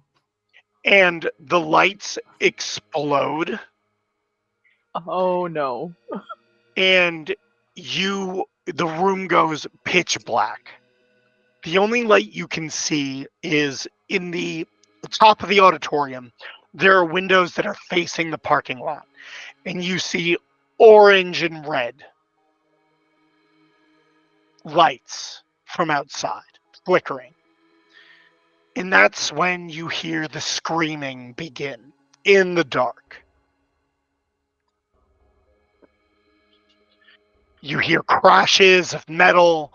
You hear the floorboards ripping up, and people scream. So we're going to start in groups, because people are kind of in groups of people at this point. So the people we have who are over at the drink table, around the drink table, when this happened was the four of you, correct? Yeah. Okay. What do you do? I think the first thing that Jessica does is like reach for Nancy's hand. Immediately grabs. Yeah, I think Kurt is gonna grab either Nancy or Jess's hand with one hand and just put a hand on Silas's other shoulder and just start trying to move as quickly as possible towards the nearest exit, because we just came from a door. Mm-hmm. Can I just say, Nancy would totally grab Silas by the tie, because Silas is wearing a tie, correct? Oh, absolutely. She has him by the tie. She has him by the tie. Okay, then yeah. So then As Silas Kurt's tries to grabbing grab Nancy's other hand. Yep. Well, I don't not know if Nancy. Nancy has a third hand. I do not. I So you I have think you probably Jessica- grabbed my hand. I misspoke. Kurt grabbed Jess's other hand. Ah. So you now have an impromptu circle of trust. Yeah. And I'm not going to make you roll, even though it is in the dark, because the murder is coming from that direction. You are heading in that direction. Yep. I think Away from the noises. Yes. Yeah. Yeah, let's. Yeah, Kurt's just gonna like kind of gather everybody and just. Oh my god! As you start to did a bear move break in? quickly out of the room, you hear something quickly moving after you in your direction. Oh god! Oh god! You oh god! break through the double doors, you get downstairs, you exit the room of the armory, and the parking lot is engulfed in flames. My Yeah, you car! told me we needed the fire suppression system. It's I the just parking got lot. that There's supposed to be car! a suppression system outside. Oh my god! I just bought that car. In the road, so there's a parking lot directly in front of the building, and that is where everyone was like loading in using, and all of those vehicles have been just ripped apart. And you are seeing them move. No. No. And they seem to be moving towards the building. This is just improbable. There's no incline, and I can't believe everyone Move! forgot to set the parking brakes. She just yanks Silas by the tie as they're starting to go down the Yeah, Kurt is going to, because like Kurt had already held Nancy's hand. Kurt's gonna pick up, or not Nancy again. I keep Jessica's. picking. Okay, Jessica. everybody always mixes us up. There's just two very different fine. personalities there. Yeah. And that's just my brain, because Nancy is the one who keeps getting name dropped, and Jessica has not been name dropped as many times. But yeah, Kurt's gonna because Nancy's grabbing Silas and just by the time yanking him forward. I think Kurt's just gonna pick up Jessica and it's quicker than dragging you. Oh my god, like Silas, like I know you're like smart and everything, but we're trying to not like die. So please just shut up. You see what looks like Xavier is, and I would like to draw your attention to the map, as it now is incredibly important. To the right of Building 9, that is the rest of the compound, the rest of the buildings that are not completely fucked up. And you see Xavier is making it across that side parking lot towards those buildings. Okay.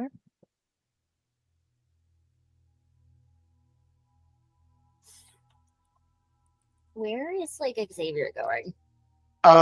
It looks like Xavier is heading towards so ahead of you in that direction to the left is the greenhouse. And then the other building is a very well lit building, Building 10.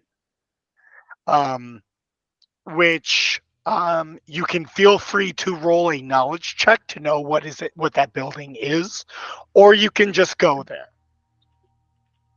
What would our knowledge check be? So, for those of you who don't know, we are playing with a Omni system game called RPG Nasty by Nerdy City. Love y'all, Nerdy City. Shout out to you.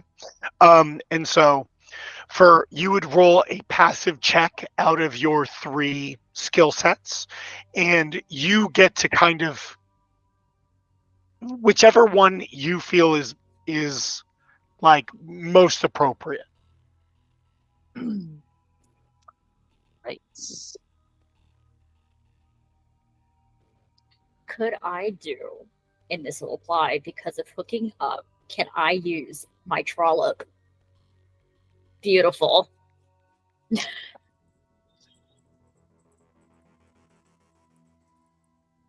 I really don't know which skill would be best for this.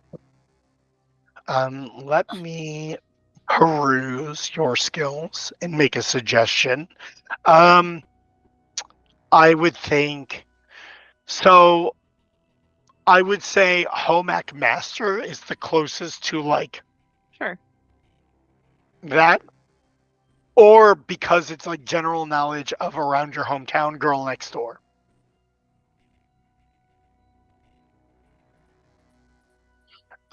Nancy, what did you roll? I got like a 9. Okay. totally isn't the best. It's better than my 4. With Starts heading towards where Nancy's pointing, still See? holding, still was gonna say, carrying Jessica. How am I being carried right now? Am I like over his shoulder? Like, I think it's gonna be I think he just would have scooped her up like full princess carry.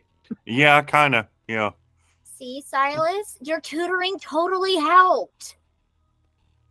Yeah, but and actually, it's really important to make a lot of noise when you're in danger, so that other people can find you and help you. And like, I know we're going to that building, but you got to make sure we're going to the right spot and everybody can find us. We got to make sure that there's enough. There's like safety in numbers, and the more of us there are, as long as we don't break the fire code and get more than one person for five. Silas, I don't know that making noise is going to help us this time. with all the noise that you are making, I need everyone to roll an appropriate. We're going to say this is going to be a dodge or some sort of defensive check. Okay, As I'm totally using my Alright. bag. Active or passive? I'm Using my bag. Active or passive? it's active. Thank you. yeah. All right. So I'm gonna be using It says you're next up on The Price is Right, and Oh my god, I an love the Price is Right. an entire engine is being thrown in your direction.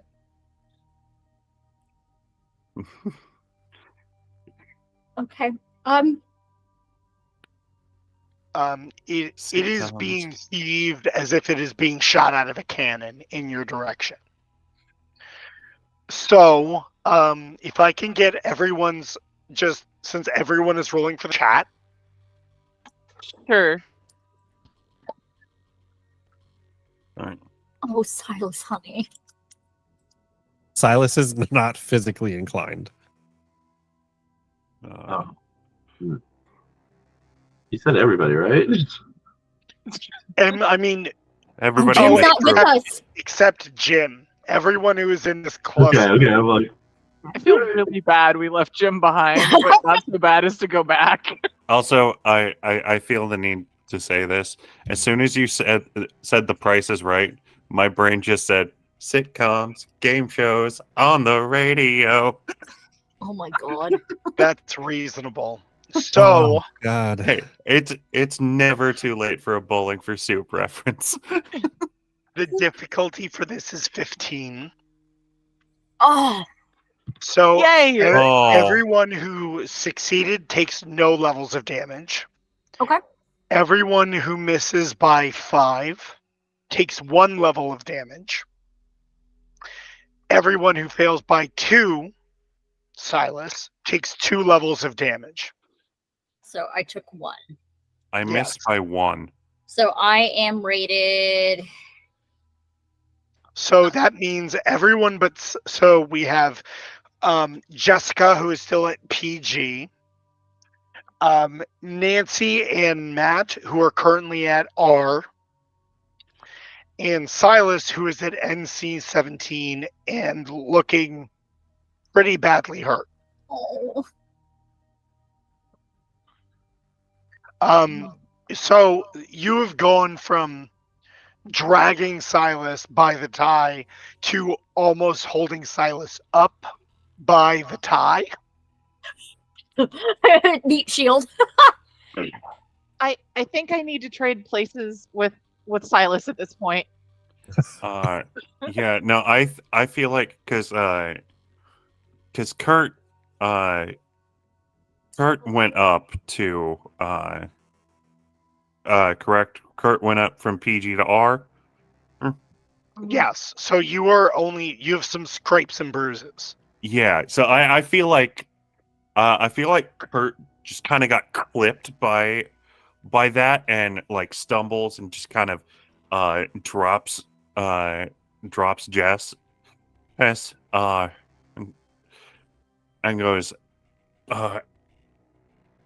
and turns back and sees Silas and goes, shit. and just goes to scoop him up and instead. Ready, I got him. Come on, Oh my come God, on. Silas. Oh no.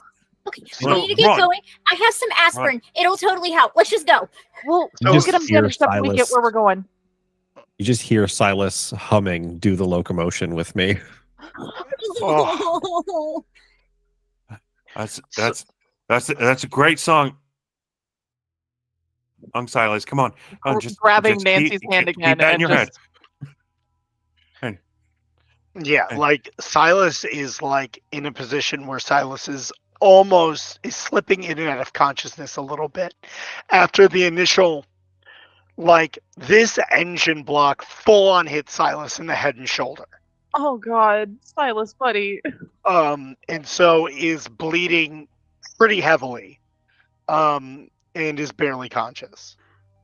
Oh, we're gonna get to the agricultural building, and then and come on, we gotta get that. Well, Yeah, let's can do go. Nancy, we're gonna be okay. It's my fault. No, It's not your fault. It's not your fault. Come on. We can do this. And Yep. you folks make it into building 10. Ray, you are dumping stuff out of your pockets. You are making your way to the door, trying to be like, this can't be real. This can't be happening. I'm fine. And you go to turn in the auditorium as the lights go down. And so from your perspective, you can actually see like the glow of, because it's stage crew. Stage crew behind the booth where the DJ is has like some lights set up down there Mm-hmm. so that they can see the cabling and those sorts of things down there. And so you can see one of these wiry figures rip up through the floor and see their silhouette as they grab the DJ No, don't kill and the just crush them in an instant. Okay. And you hear everyone start screaming. Everyone is doors. The cops are gonna pin on me. Just fuck me. I gotta get out of here. I gotta get out of here. I guess. I try to like go with the flow of everyone's rushing, and hopefully I don't get crowd crushed. So most of the people are actually headed towards the doors in the back. You can head down a flight of stairs that is in the corner where you're at and head downstairs. All right, that's what I will do. You head down there, you are able to get outside, and you are, so everyone else is headed towards the entrance at the top of the building on the map, the north side. You've come out through the south side of the building. And so you make it out before the rest of the group does. And you see the fires raging at the front of the building. What the fuck is shit. I don't I didn't get a prepaid plan. Okay. I start looking around. I'm like, is there anyone still kind of around or walking around where I'm at, or You're the first one outside on this side of the building. So you see the greenhouse, you see building 10, you see building 16, which is a very small building just after that, and you see another big building just past that. I'm gonna go to the greenhouse. Okay. You dip into the greenhouse just before the group breaks out. This place is entirely overgrown. You see that like a lot of the windows are broken, and through the side of the greenhouse, you see a group of people run across the parking lot. and something because it's very hard to see through the glass. Yeah. Something heavy get thrown at them from the parking lot. What the fuck, man? What the fuck? Fuck. And roll me a perception check. That was gonna be good. 9 again. You can't make out who that group is. You can't make out what was thrown, but you see the mechanical figure in the parking lot. And you see as people start running out into the parking lot, it turns into a fucking bloodbath. This isn't special. This isn't special effects. This is what the fuck? Oh my god, this isn't even ego death. This is just real death. This is just Like you in your imagination of what a monster would look like and what something of that sort would fit, it would like form a human form with arms and legs. It is not. It is a writhing mass of electronic death. And it seems to be laughing and chittering as it is just a group of people gets impaled by a large tendril that seems to be topped with what was a drive shaft of a car. Just gets 2 of them impaled in a line and pinned into the side of the building as they scream. And as you are staring at this, you hear someone crying in the greenhouse. hey, man. You can't be crying right now. There's a lot of shit going on. We gotta stop. We gotta stop making noise. So I start walking over there. As you head over, you see Violet Stone.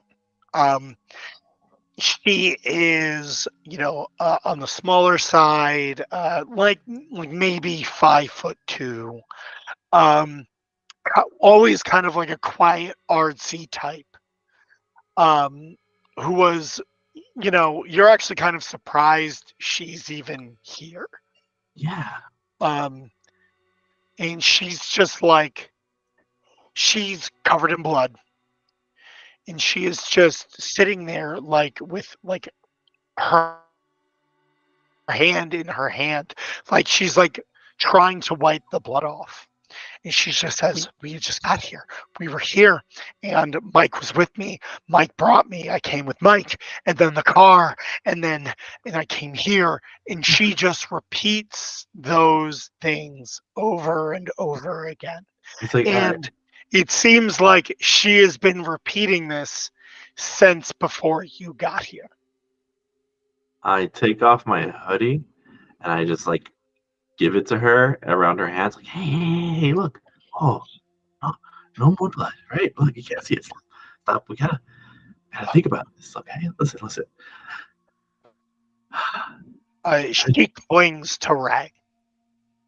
Like her hands wrapped tightly in Ray's shirt. And it's almost like to like make sure that you're real and that you're actually here. She's like, oh my God, Ray.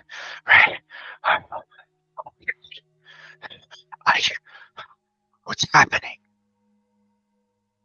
Nope, I don't know. All I know is we need to get out of here. Also, I'm glad that you did that because that makes me know that I'm real too. Like, yeah. Okay, listen. I just a bunch of people. I thought it was, and then he started to like think about it again. I can't. She reaches up and she kind of puts a hand on your cheek, and it is still wet from the blood. It's almost like as if to ground with you, and goes, "No, you're right. We need to get out of here." Yeah. Where do we go? I fell asleep in the car when you got here. I have no idea. Do you know? She looks around and she sees a building, not building 10, but behind it, Mhm. another building. And she goes, "They can't see us through this building if we go there." Okay. Let's go, but let's do some breathing exercises. I'm trying to calm us down with improv. I'm so proud of you. So go ahead and roll for that. Give me a second. I can roll up.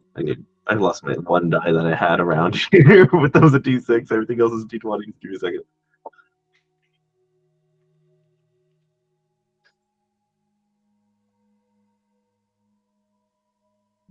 A 16.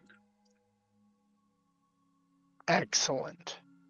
So you roll that, and you are able to bring her level down, which brings your level down.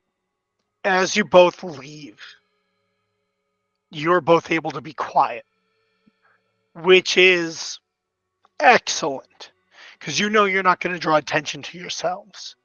But it does mean that you just hear a litany of catchphrases, and stay tuned for our next interview with these dead fucking people, and like horrifying screams and digital shrieks and laughter coming from the parking lot as you sneak in to Spedding Hall.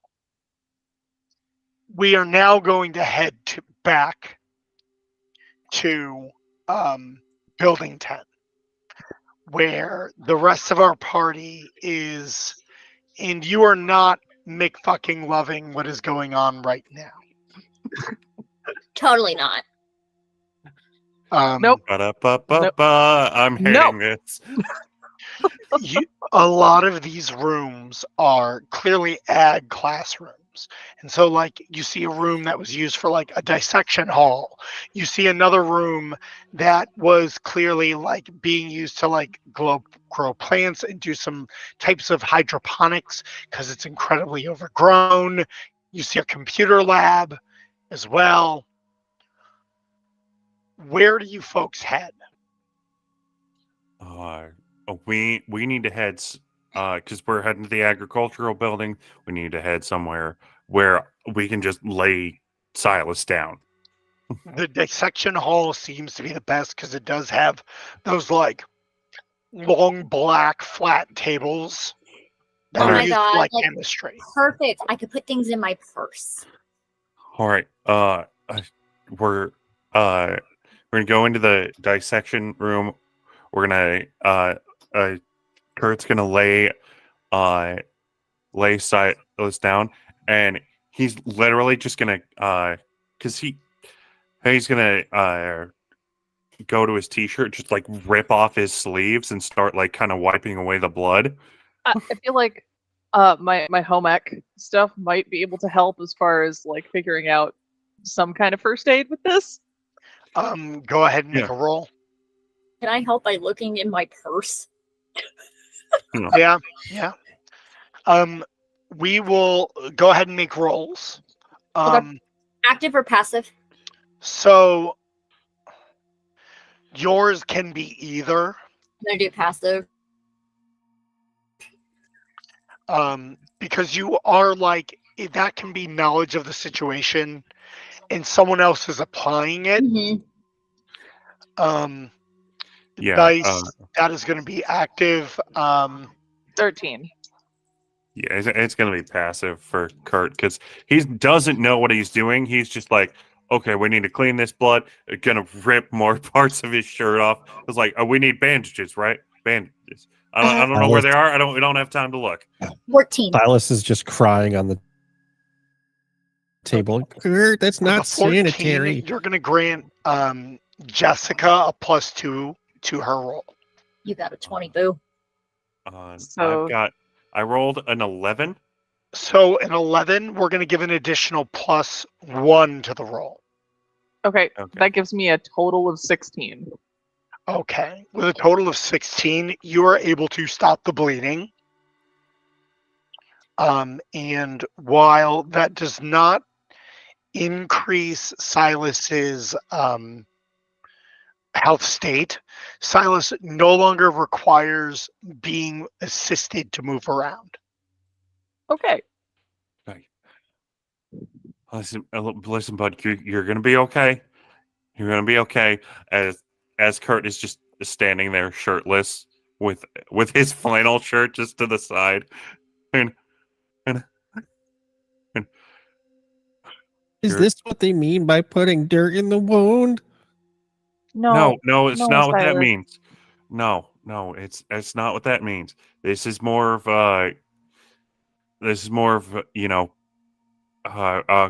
what's the term that my grandpa used to use? This is more of field jerry rig med work.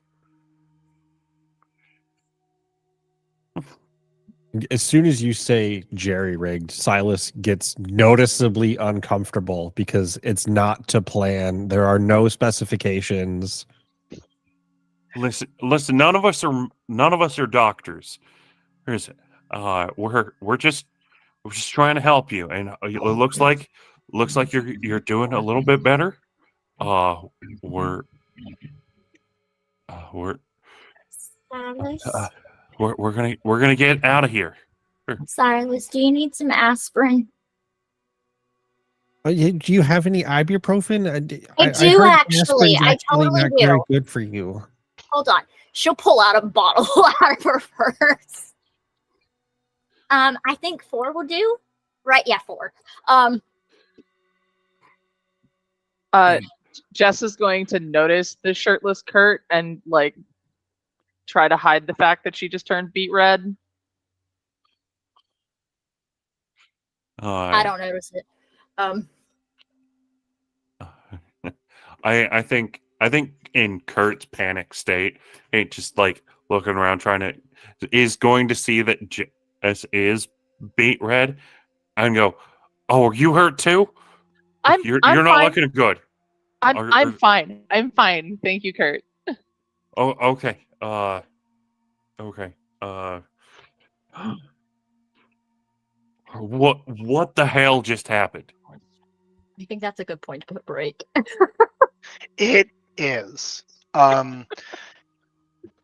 Thank you everyone for being here. I'm just gonna take a moment. We had a bunch of raids. We have a bunch of other people here. Thank you so much for joining us for Dinner and a Game.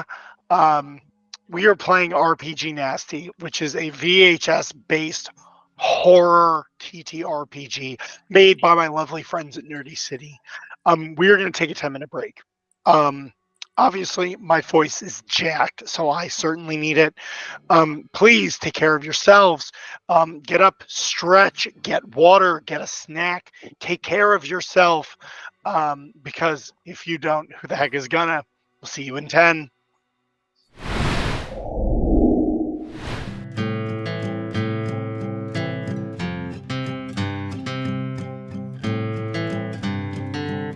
Across the table from you once a week, a month, or like every 6 months, depending on people's schedules. So the clickety-clack of dice in our crew keep me warm inside before we smack down an evil cold just to get a level.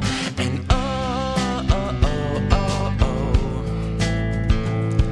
we run.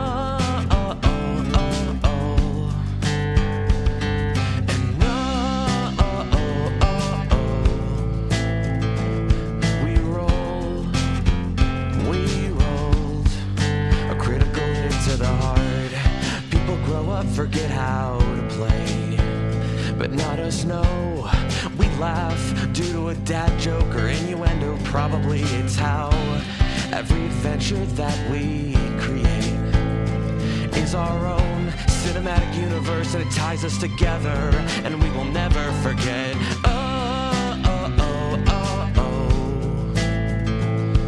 We run. Yeah. Yeah, we rolled a critical hit to the heart. We will never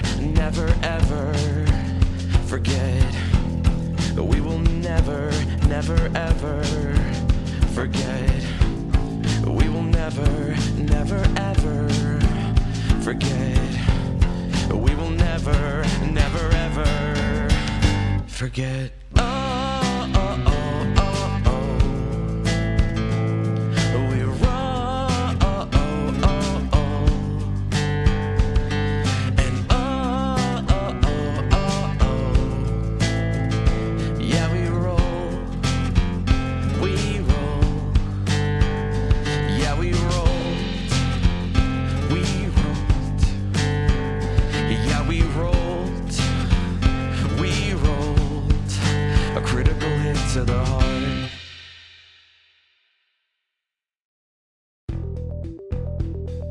Dinner and a Game and Many Worlds Taverns have partnered together to bring incredible teas and coffees to the Dagger family. And now you can get 10% off of your orders when you use the promotional code Dinner and a Game, all one word, no spaces, at checkout. And if you use our link, manyworldstaverns.com/dinner and a game, we get a little bit back from Many Worlds Taverns as well.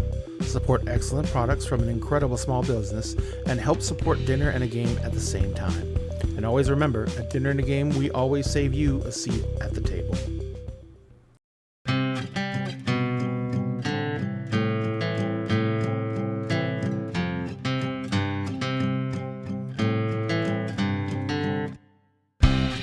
When I sit across the table from you, once a week, a month, or like every 6 months, depending on people's schedules. So the clickety-clack of dice in our crew keep me warm inside before we smack down an evil cold just to gain a level. And oh, oh, oh, oh, oh. We run, oh, oh, oh, oh. And oh, oh, oh, oh, oh. We roll, we rolled. A critical hit to the heart. People grow up, forget how to play, but not us, no. We laugh due to a dad joke or innuendo. Probably it's how every adventure that we create is our own cinematic universe, and it ties us together, and we will never forget. Oh, oh, oh, oh, oh. We run, oh, oh, oh, oh. Yeah, oh, oh, oh, oh, oh. Yeah, we roll. We rolled. A critical hit to the heart. We will never, never, ever forget. We will never, never, ever forget. We will never, never, ever forget. We will never, never, ever forget. Oh, oh, oh, oh, oh. We run, oh, oh, oh, oh. And oh, oh, oh, oh, oh. Yeah, we roll. We roll. Yeah, we rolled. We rolled. Yeah, we rolled. We rolled. A critical hit to the heart.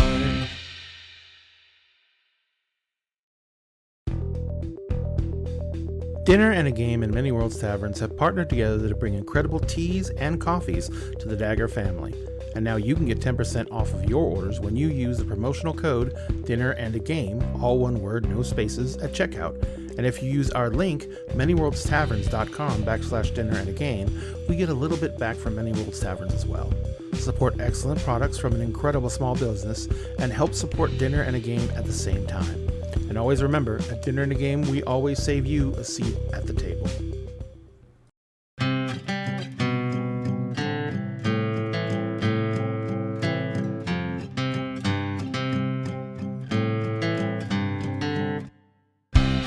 When I sit across the table from you, once a week, a month, or like every 6 months, depending on people's schedules. So the clickety-clack of dice in our crew keep me warm inside before we smack down an evil cold just to gain a level. And oh, oh, oh, oh, oh.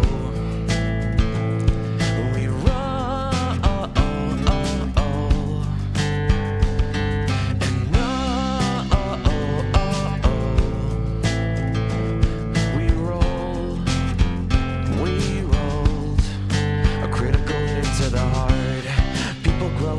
forget how to play. But not us, no. We laugh due to a dad joke or innuendo. Probably it's how every adventure that we create is our own cinematic universe, and it ties us together, and we will never forget. Oh, oh, oh, oh, oh. We roll.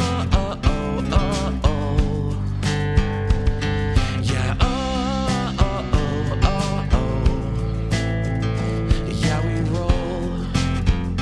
We rolled a critical hit to the heart. We will never, never, ever forget. We will never, never, ever forget. We will never, never, ever forget.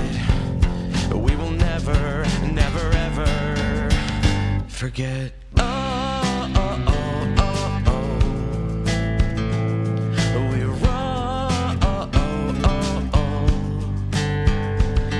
And oh, oh, oh, oh, oh. Yeah, we roll. We roll. Yeah, we rolled. We rolled. Yeah, we rolled. We rolled a critical hit to the heart.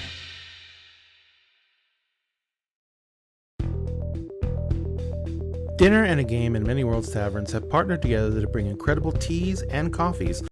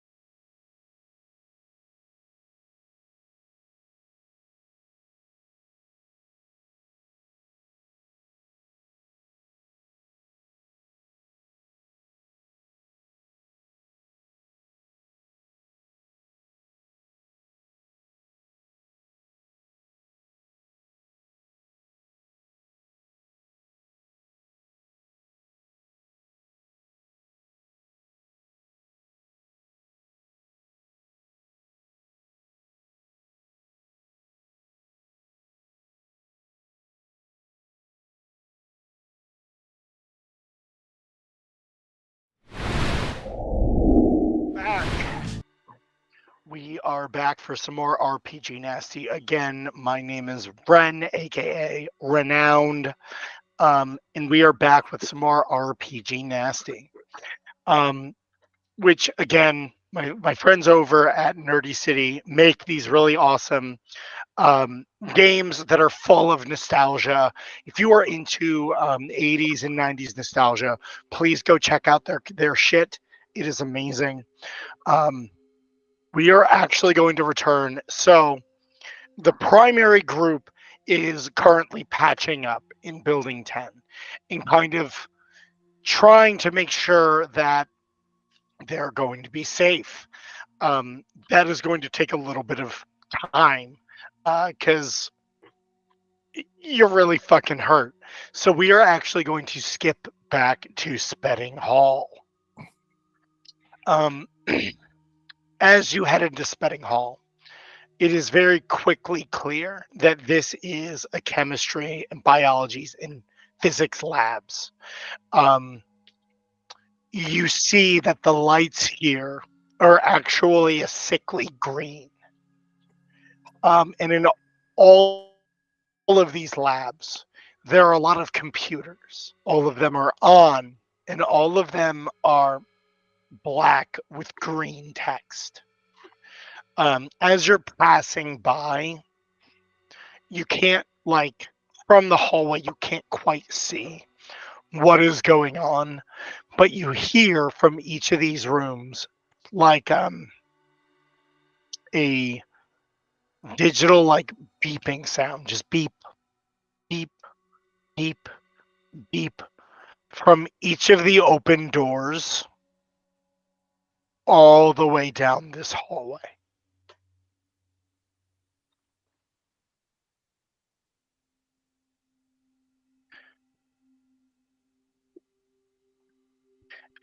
She is kind of like waiting to see what you do.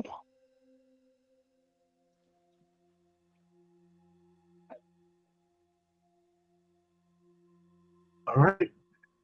All we gotta do is get through here. Just stay close. Stay close. And I crouch down. And I kind of slowly look, kind of like eyes peering through the windows. Just curiosity is killing me, but also being afraid of like something I don't really understand is fucking me up real too as well. So Um, you peer in and you see nothing is moving. The room is stone still. Just the computer monitors on the far side. You can't quite make out the text, but you can see that the lines are the same length. And you see a green blinking, and you've used computers before a little bit in college, and so you can tell that it is like waiting for input. And that is what that beeping is that cursor is waiting for someone to enter something in. hey, what if? Okay, crazy. What if we could stop this? What if we just put in the word stop into the input? What do you mean? I don't understand. Okay, look in there. Look in there. You see that? It's like waiting. It's like they're not doing the crazy things, the things outside are doing. Okay, it's just. If you want to go, I'll stay here. I don't want to go in there. I'm just I'm thinking out loud. I'm trying to be like up front with what I'm thinking. It's just I've been sorry. Anyways, It's not that it's a bad idea, but like, if you want to go in, I will keep watch. okay. So I move in, and I open the door. I walk in, and I kind of creep. I'm waiting for something to change. I'm hoping like there's gonna be like this. Boom, success! Wow, you did a good thing. No, nothing's happening. Okay, keeps moving forward. Keeps moving forward. So you step in, and your first couple of footsteps in, you wait. And you're almost waiting for the other foot to fall. Right? You're waiting for something in here to go horribly wrong. Up 1 sec. That is the wrong fucking button. And after a moment, nothing happens. So you start getting a little bit closer to the computer, and you reach for the keyboard and you hear a loud clatter from behind, and you turn around and you realize that she was actually fumbling through like a little compact, and she dropped it and she goes, "Oh shit, I'm sorry. She picks it up, and you turn back around and you can read what the text is. And what the text says is eternity interplay successful ? And What? Oh, fuck, silence.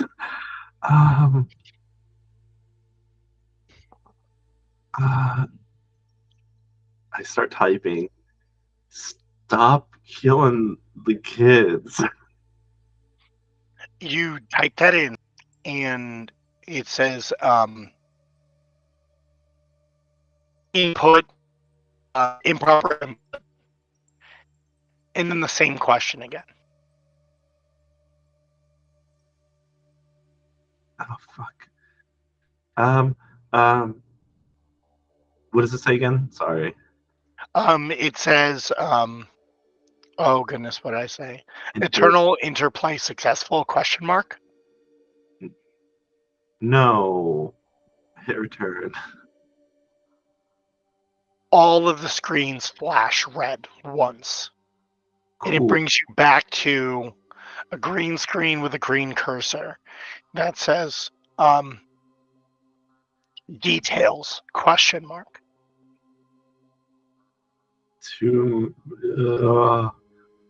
Too many kids are dying, and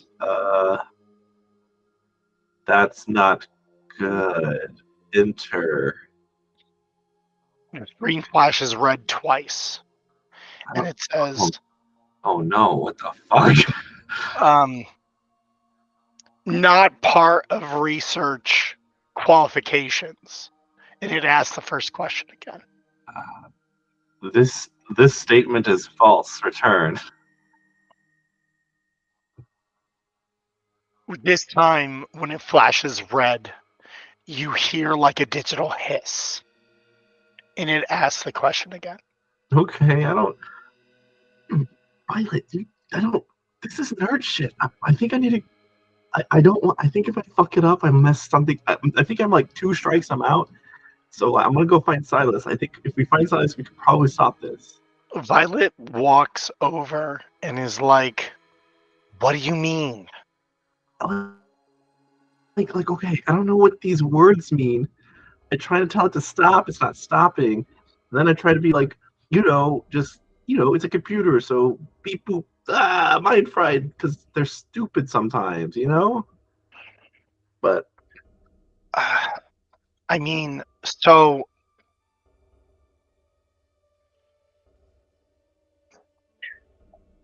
I have no idea. So do you kind of explain what you did? yeah, essentially, yeah. Okay. She goes, okay, well, like, what could it be researching? Because it said that isn't research criteria. So what could their research criteria be? Well, it seems like it's trying to. It's like trying to think. I think I need to get cut. I need to think about it. So, you start thinking about it. What you don't realize is there's a shadow in the halls. It seems like you aren't alone. And we cut back to the other group that is still in the ag room. As you folks patch up and you do those things, you start to hear You hear some loud noises at the double doors that you came in from. It sounds like a heavy chain being wrapped around the doors. And then you hear limping footsteps come down the hall. And in the doorway, you see Xavier's face. And Xavier is like leaning against the door frame. And you see like Xavier's profile. And Xavier's kind of like hand is here.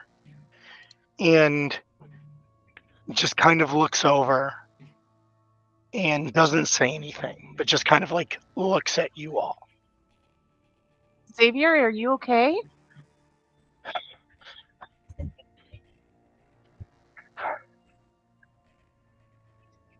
And then you start hearing banging on the doors behind Xavier. Xavier, why don't you come over here? We can clean your wounds.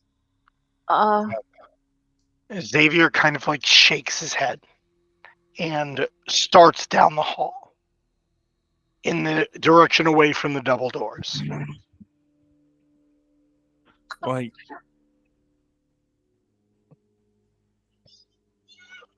Maybe we should hide. all right. Where can we hide? Silas, you've got the map, right? You've got that map. Where can we hide? Yeah, there's a couple spots, and starts flipping through pages before Where's showing. the nearest one? Where's the nearest one to where we are? So this is the building we're in, and there's the tech control closet. We could go hide in there, or like there's the storage area for all the tools for all the ag kits, or Let's Yeah, we need tools. storage room. Storage room. We need tools. Sure. Let's try and stay away from any tech rooms. but what if we could shut down the computers? Maybe. But first, I would feel safer if we had some tools to defend ourselves against any physical harm before we try to do that. Then we can come up with a plan. Yeah. All right, so I have an idea for the computers, but we can get some tools first and make sure that we're ready to go. Okay. Yeah.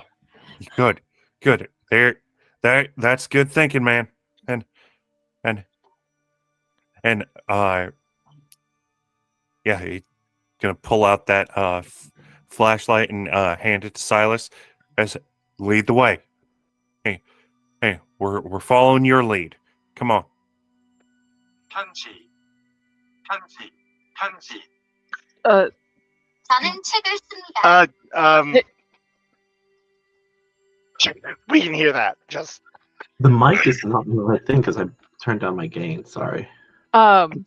I was gonna say Jess is gonna just reach back out for Nancy, and it was like a lifeline for her at this point. Yep. Yeah. So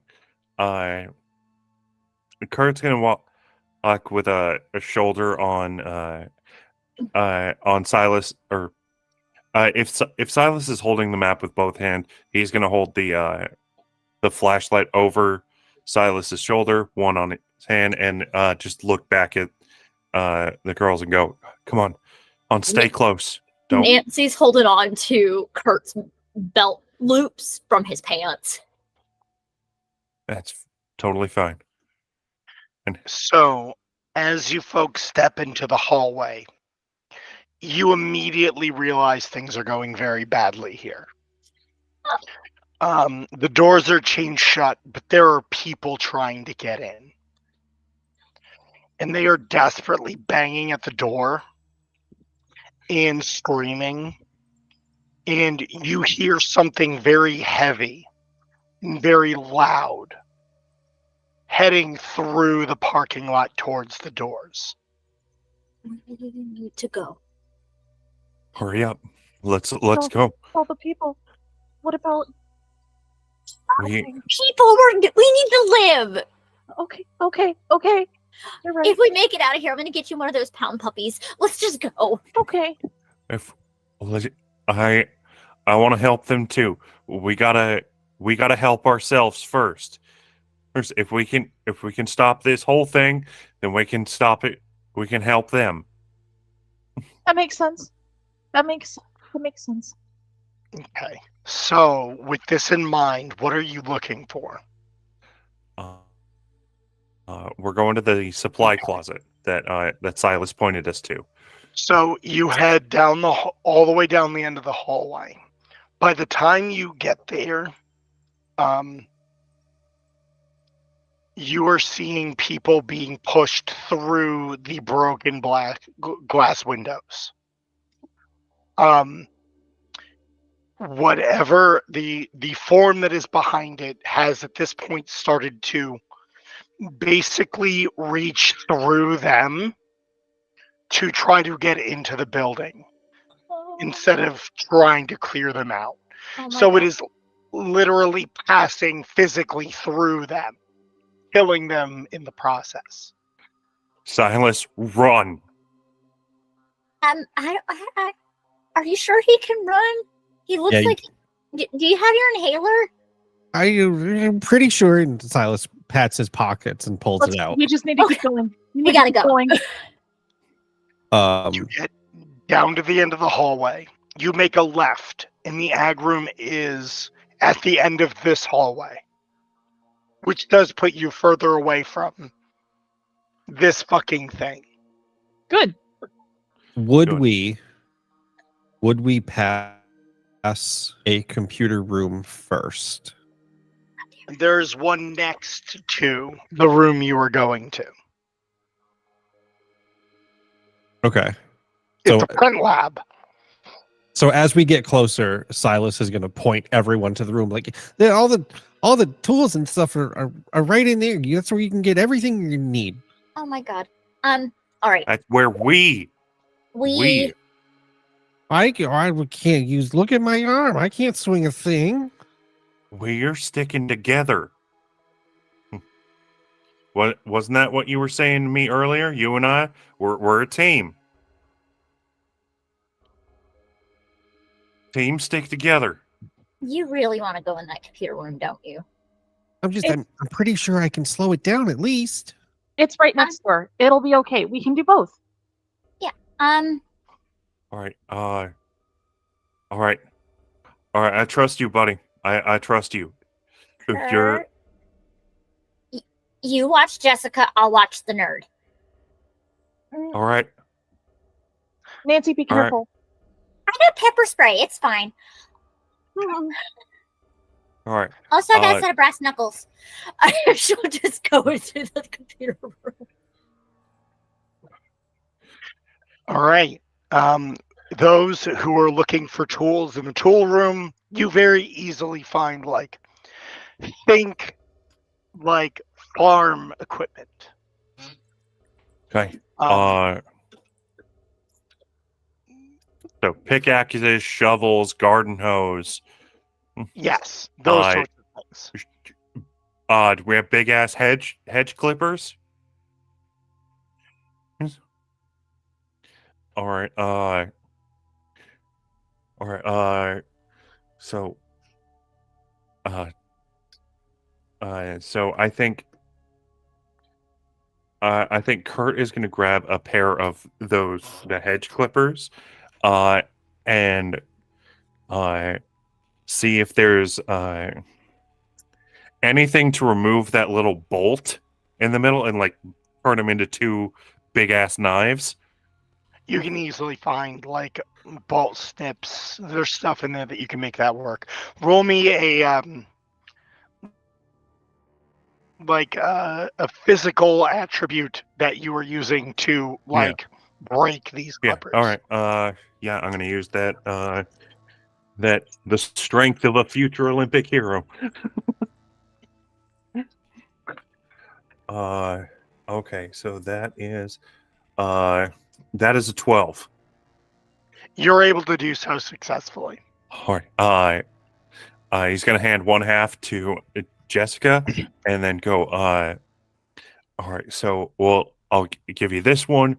Let's see. Grab Your girl was probably in color guard, if we're being entirely honest. So I'm looking for, a shovel, an axe, something. Okay. No axes, but definitely a shovel. Well, that's the thing. Yeah, absolutely gonna grab that.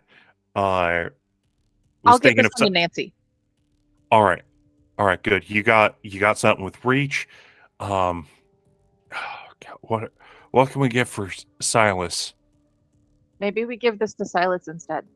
All right. Yeah, we'll give this one to Silas. We'll he'll grab a garden hoe and go. We need.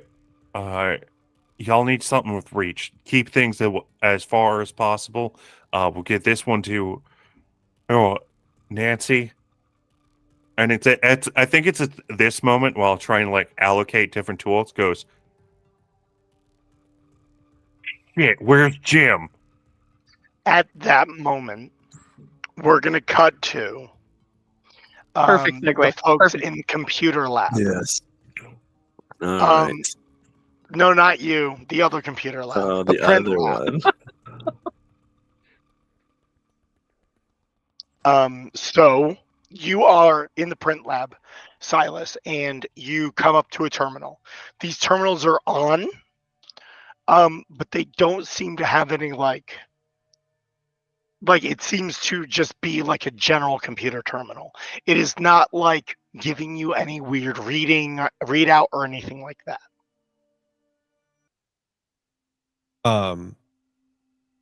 So Silas is going to immediately into the zone start typing, pull up the DOS prompt and type in NS lookup to see all active network connections and it is a Windows 3.0 command.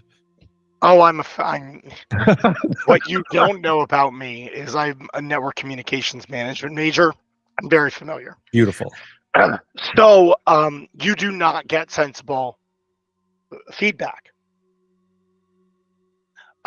You type this in and you get a manifesto that comes back. You get it's almost like a detailed article about an old professor that worked at the school, Dr. Richard Vorstein, who worked as the professor of computer science and theoretical physics in Iowa State University. And it seems like it is an article about how they were the only person that went missing the night of the incident.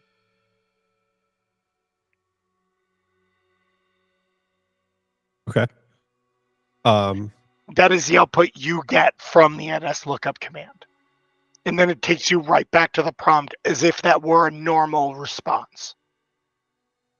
Okay. Hedging a bet at what the normal network drive would be, Silas types in RMDIR and the network drive name to remove that directory from these computers.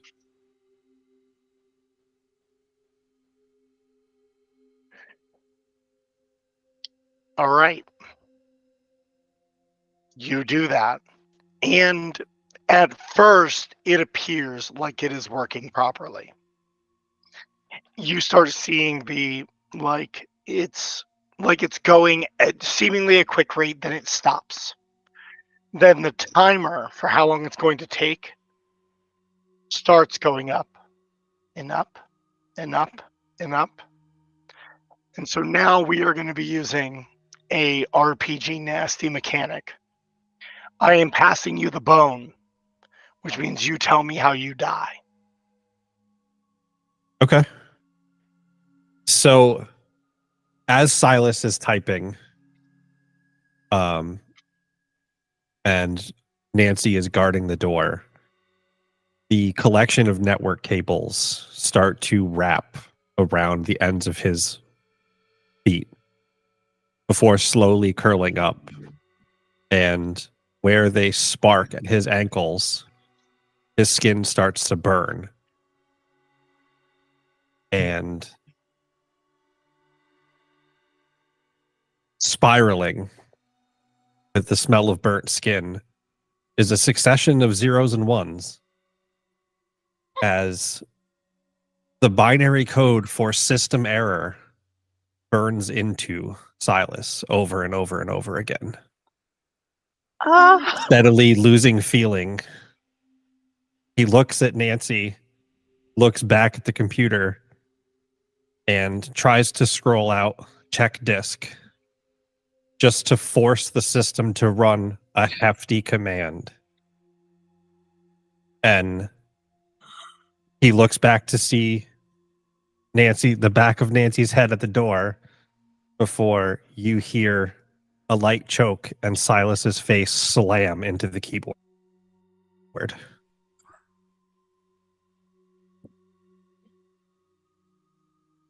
Oh my god. Silas?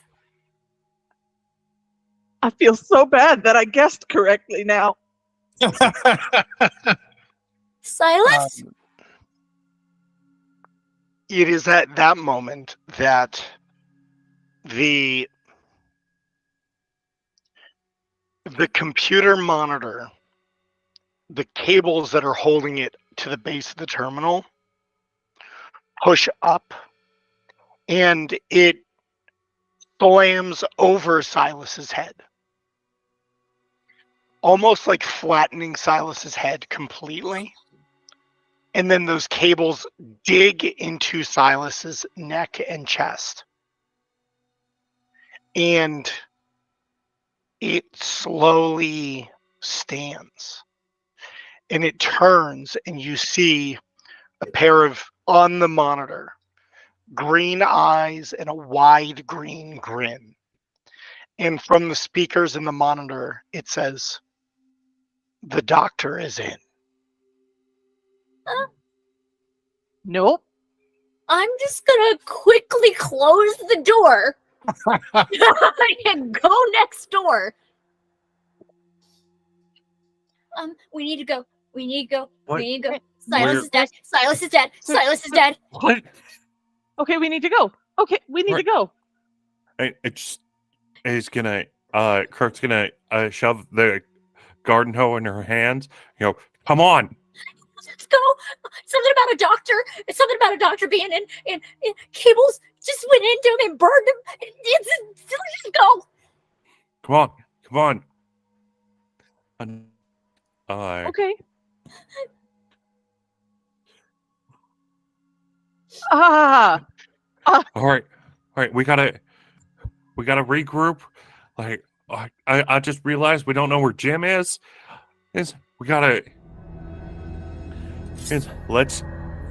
find a way out. What do you mean Jim's not with us? What?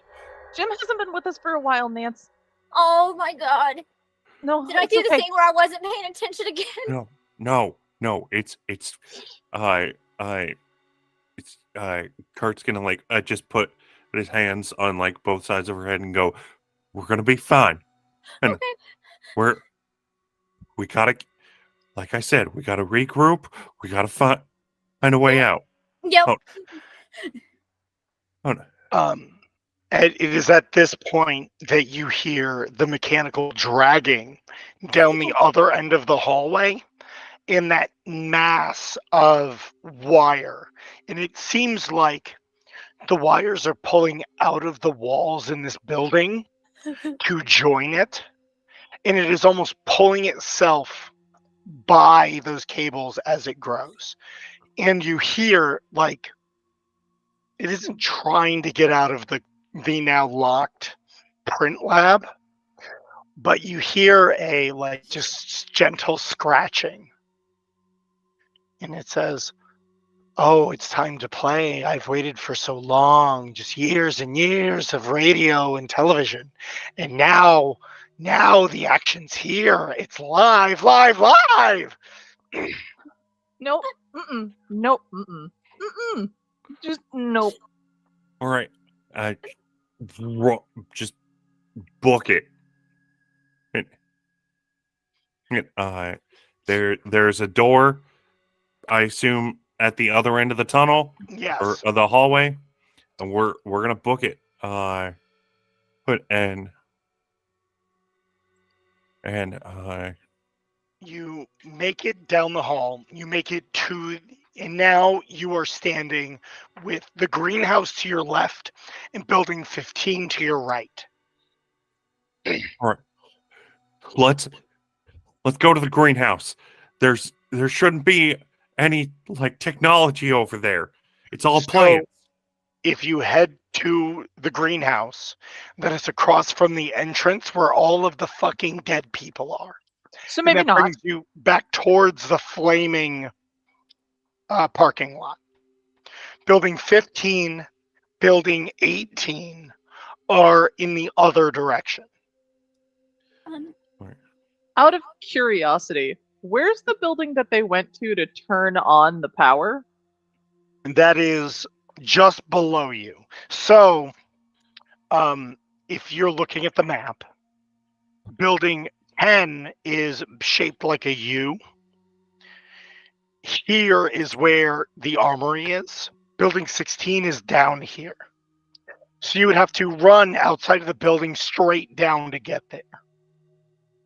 Okay. Right. You said it's which building? Just so I know, I'm looking at the map. 16. 16.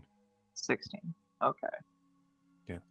So we do need if- to take a pause here. We'll actually finish this, then we'll take a pause. So if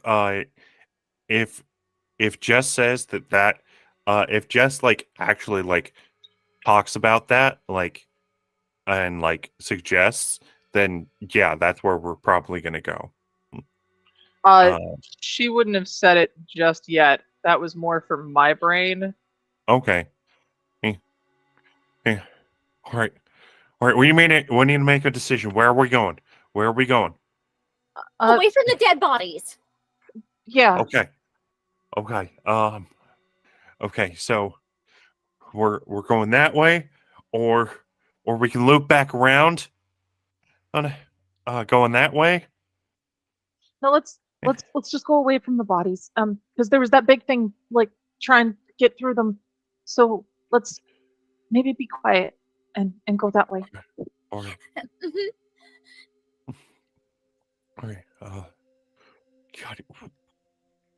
Just yeah. So which building? 15? Yeah. 15? We're going 15. Okay. So you folks head over to building 15. Yeah. Now we need to do probably the most important thing is we need to give Matt's tracking errors. So Matt, being the first person who died, I'm going to automatically give you 2 free tracking errors.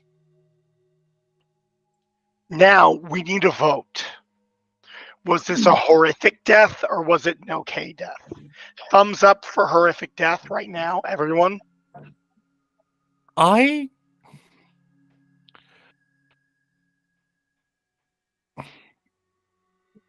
Sorry, I can't give it to you. Yeah. Adrian, is that a thumbs up? Yeah, I can't give it to you. Like Adrian, I liked it. like I think it's horrible. Like it is a horrible death. But I think he died before the computer slammed his head in. Yeah. that was where I was at. Like I think if that was the killing blow, then yes. Yeah. But I'm doing it the of my like brain capacity. No, he died when his brain got smashed in. No, pretty sure he died before that. yeah, no, he died from getting electrocuted. Yeah. As he described.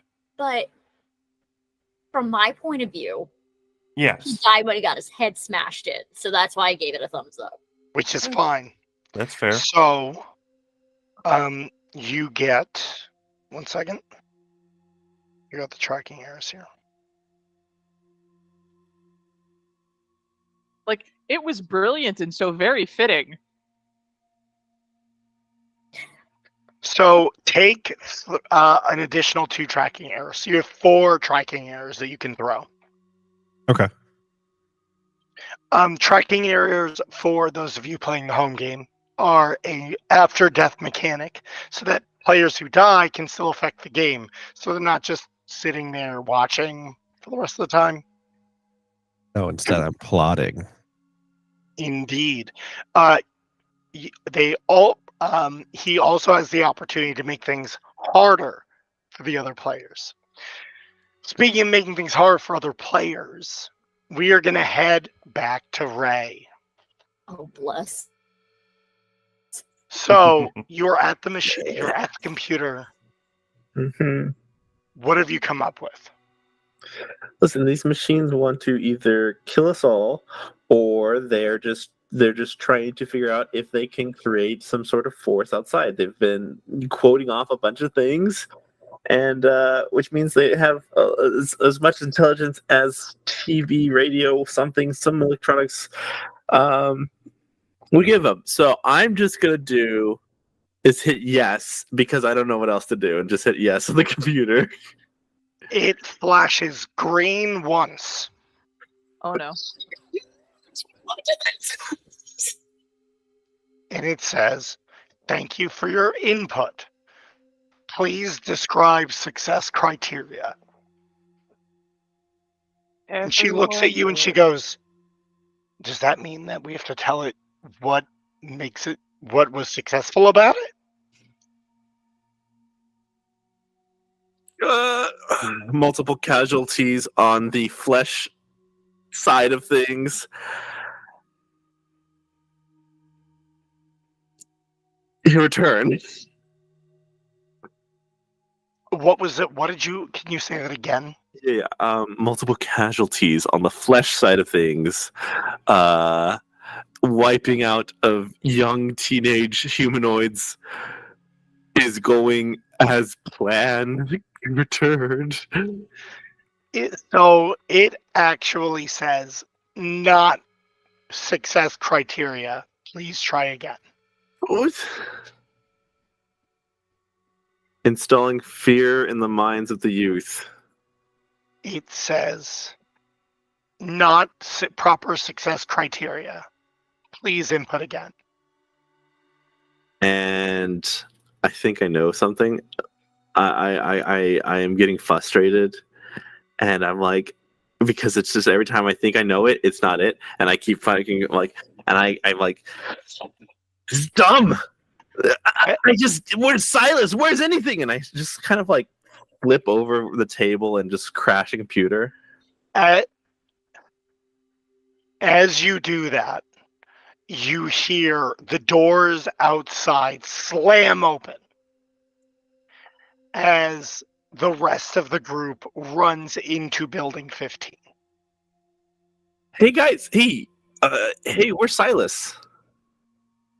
Silas is. He's gone. He's gone. What was he doing? What I mean, He was trying to fix something with the computers. And it is at this point you folks have met Ray and Violet at the door, and you all see the table flipped over behind Ray. And in that moment, all of the monitors flash red 3 times. We need to go. Run. In that second, right as you say run, Ray, I'm going to need you to roll me a passive defensive check. Because you aren't like, you don't know it's happening. I know. I'm fine with that. That's just going to happen. So it's going to be a passive check versus an active check. Okay. 15. Ooh. You rolled a 15? Okay. What did you roll? I'm just curious. The 663. No. What stat? Oh, I was just doing dealer. Unless you want me to do something else, I can. I didn't know passive defense was like. Well, no. So you pick. Sorry, you pick which of your abilities is best suited. Well, in that case, it'd be improv, which is passive 1. So let me re-roll real quick. Oh yeah. Oh, this is gonna I don't know. I think dealer works. Ow. You're Oh, that's still sick, I- but we'll find out if that's any good or not here. well, If my money's good at the bank of Ren. you said Wow. how. I can explain. I did. Yeah. He's constantly got his ears open for the cops. Ready to bolt at a moment's notice. I will accept your 15. Okay. Well, thank you.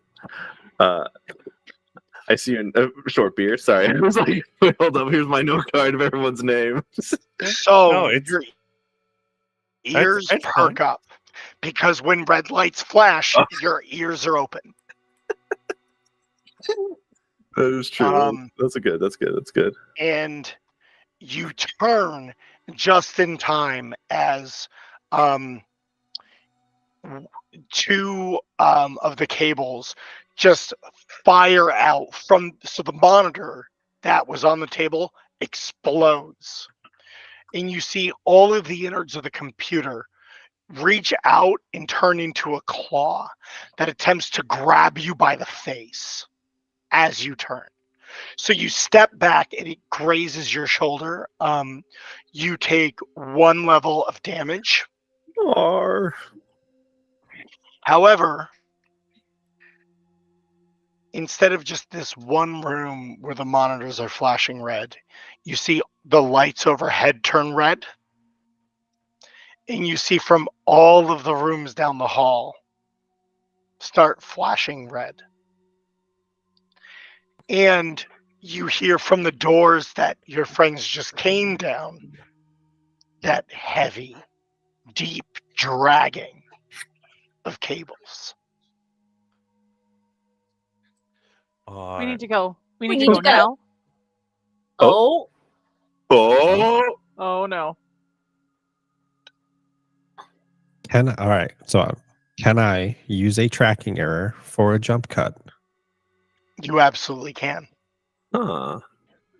So as the group is leaving, the camera pans down to one of the cables hanging from the monitor as you see the pins of the VGA cable pierce the I forgot the NPC's name. I apologize. Violet. Violet. They pierce the back of her leg just above her ankle. Oh, I don't like it. No. No. So you all start running down the hallway. When you get halfway down the building, the hallway splits into crossroads. The left-hand side, which would lead to the front of the building towards Pamel Drive, you see that the cables are already ripping free from that side. Oh. So you can either make a right away from that, or you can head straight to a set of doors down the end of the hallway. I think we should go right. I think we should go straight. Let's split up. We just got back together. They're trying to corner us. If they get us, then we're all dead. We need to turn off the power. Turn off the power. Wait, Wherever. Kurt, you know where that is. Where I did you don't- turn on the they were- power? Yeah. Kurt.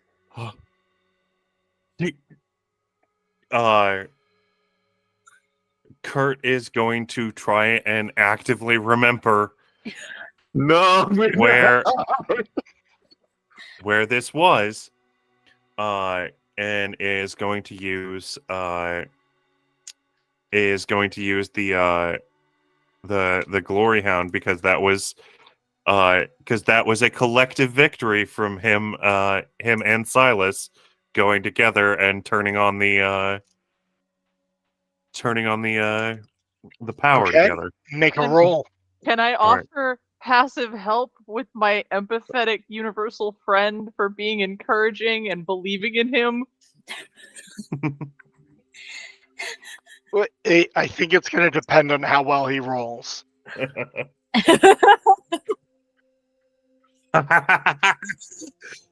That is almost as high as I can roll. That is a 17. If it was like halfway there, I was gonna say yes, dice. But like, if they rolled a 5, I was gonna be like, No. there's no help. There's no level of encouragement that's gonna get you there. So you know exactly how. If you make a right, then you can either go into the building directly in front of you, or you can skirt around it to get to building 16. Hey, follow me. I know exactly where we went. Okay. Okay. Grabbing And- Nancy's hand and taking her, following Kurt. Grab You're grabbing Jim. Grabbing Jim by like the scruff of his shirt as he's trying to run forward. This way.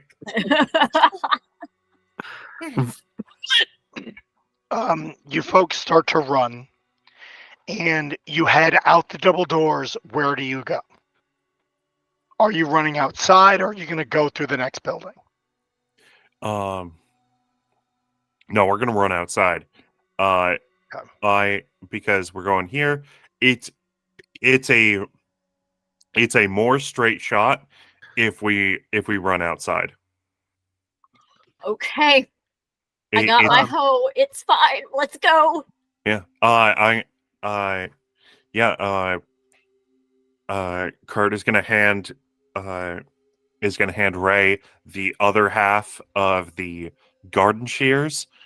And just say, swing it like a sword if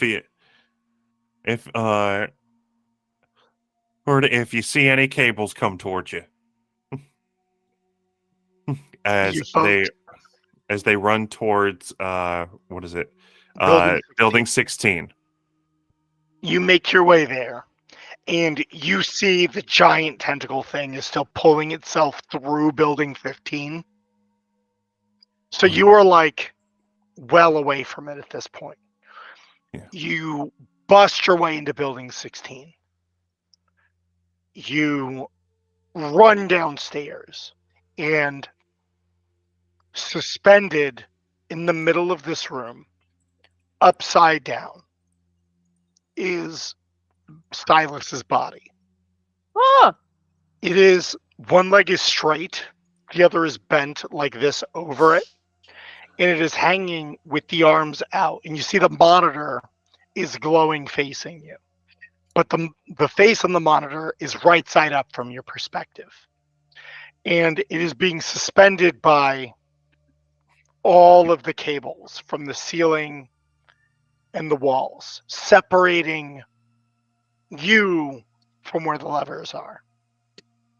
Did you just suspend Silas in the styling of the Hanged Man tarot card? When it comes down, you hear, he's Also, changed. question. I've changed. We've changed. You'll change. Also, question: is the monitor still on Silas's head? It is attached, yes. Okay. Oh, God. And it lets out a howl of digital, and the cables begin to rush toward you. I'm gonna need defensive rolls from you all. No. I'm a thwack with the hoe. Yeah, I'm gonna again. Let's see what I can use for this. Hold on. Like in that Star Wars movie, I'm gonna swing this thing like a sword. Now you can obviously do, if you're fighting against them, you can do like a physical attack as if it was a defensive roll in this case, because you're fighting it off. Yeah. Okay. Yeah, I'm still gonna use Party Girl because Um, I'm doing the future Olympic hero.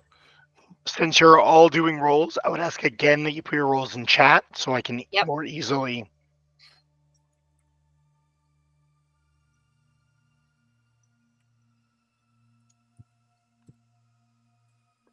Hey. Hey. Okay. I gotta say. So you are able to buff it off this first round of attacks. And so as Jessica, Nancy, and Kurt are just like beating back these tentacles, you hear this squelch, and you notice that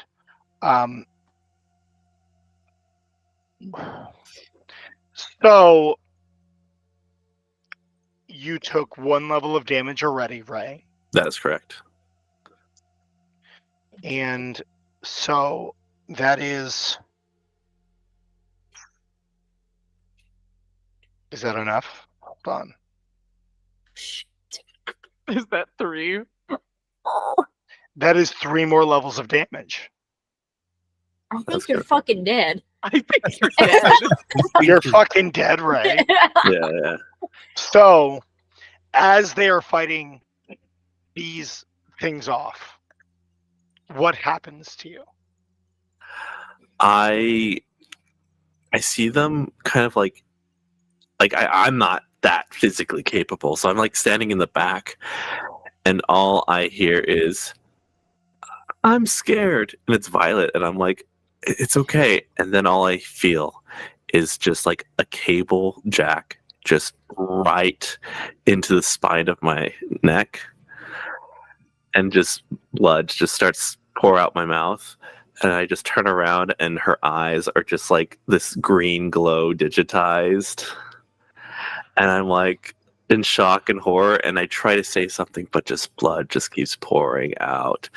And I just like kind of grab at the cloth, and I start falling, and I just slump to the floor as they're buffeting off all these attacks. Did you just get stabbed in your bulbar?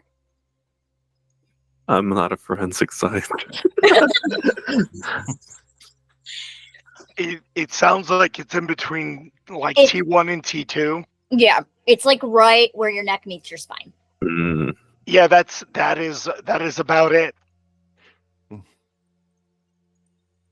Talk about a Neuralink. So she, like, when Ray goes down, she goes down with him. So she is like leaning over him, and it is almost like she is feeding off of his body right now through the electrical cable. Ew. She does not seem to notice you. And the form like laughs with this horrible digital screech and says, "He has changed. She has changed. You will change." And the cables begin to pull at the walls as the ceiling slowly begins to collapse. Oh, wait, that's another tracking error. No, this is not a tracking error. This is Oh. just I think, a narratively cool thing. For Silas hanging, and you hear the digitized song from Dare of "Drugs Will Tear Us Apart." Hell Oh my yes. god. Right? As Ray is dying. Yep. Nice. So I assume you all get the fuck out before the building collapses. Yo. Yeah. I've grabbed Nancy and I'm running out the door.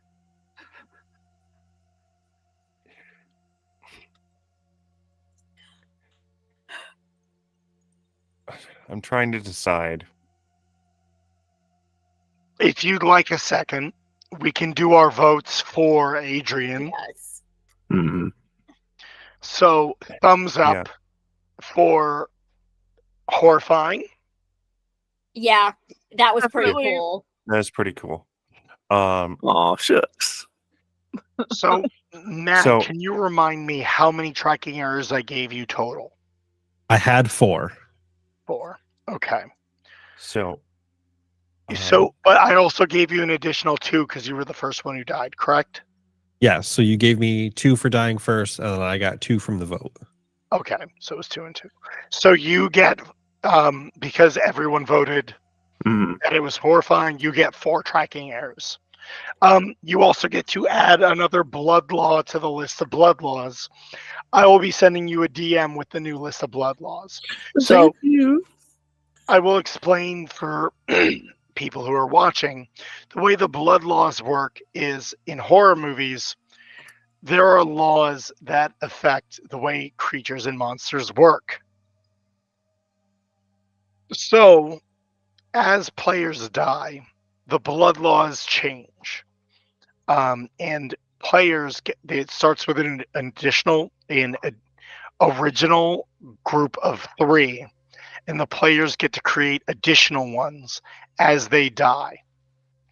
But the players don't know what they are.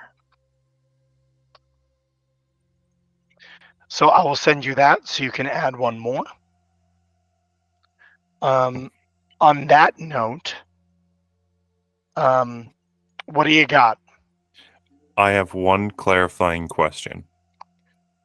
Does if because I'm sure Kurt remembers, I do not. Was the breaker box on the first floor or on the second of this building? You can see it from where you're at.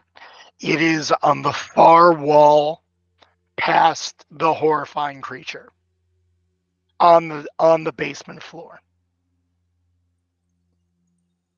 As a horror lover, do it. You know you want to. As just be a Yeah. friend. Oh my god, run! Kurt's going for it. Kurt is going to try and turn off the electricity to this building. Be the hero. Be the Yeah. hero we know you are. Okay. Go ahead and roll a check. All right. Roll that all-American hero. I don't want to. It's going to be a very high DC. You can roll Okay. to help support in this, Jessica, if you'd like. I super believe in you. Very difficult. Yep. Okay. Okay. I'm gonna roll, but I'm gonna say right now my dice pool. Even if I roll max, I'm not gonna make it. I rolled an 11 for help. So that will give you a +2. I'm rolling 4d6s. That's not gonna make a 30. I super believe in you. You cannot. You are allowed to not. I'm allowed to not what? Do it since you realize your dice pool is not going to make it. I'm not saying you shouldn't. I'm giving you your options. Is the DC 30? Yeah, very difficult is DC 30. I could barely roll higher to help you, man. I tried. You know what? I'm gonna.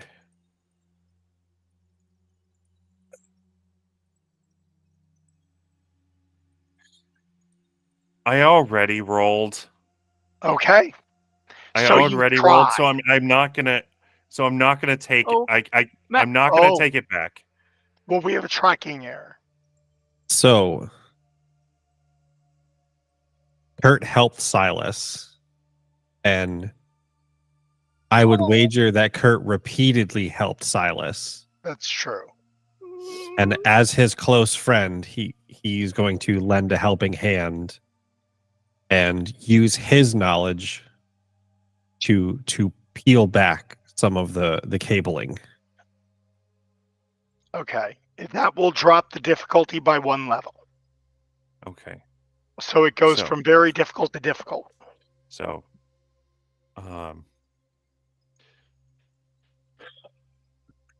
very difficult to difficult.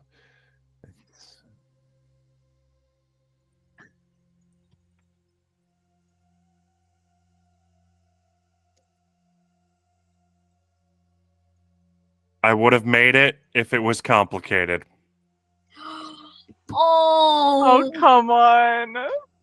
So close. No, he would have had to have rolled like either 3 6s and a 5 or 4 6s. Oh. I literally rolled 3, 4, 5, 6. So I'm going to say that you fight your way across the room. You basically tackle this thing to the ground. Just like full-blown spirit upside down onto the ground. And you run over and you grab it and you pull it down and nothing happens. And you hear it laugh again. And you see the switch comes out of the wall and you are holding it. And then it reaches around and it bites your whole arm. And you pull your arm free, but it rakes all the way down. You are going to take 1 level of injury because you missed it by, what was your roll? You hit complicated, so you missed it by 1 difficulty. So you're going to take 1 injury. Okay, I'm still alive.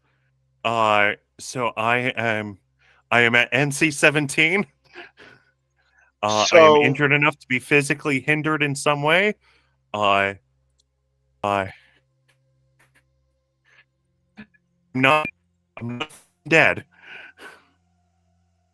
Yep. So it is stopped pulling on the walls at this point. So you do have an opportunity to get up and just get the fuck out of here. But it is tight. Yeah, I'm gonna get out. I'm gonna try and get out. All right. Just holding my bloody tattered arm, and trying to get out. You folks get out, and at this point, as you folks are heading up the stairs, you see that Violet has stopped feeding on the corpse of Ray, but does not rejoin an upstanding position. And running on hands and feet, just starts running up the stairs after you on all fours. You get to the top of the stairs. Where do you go? I feel like we need to go to the most open space possible, as far away from anything electric as we can. Yeah.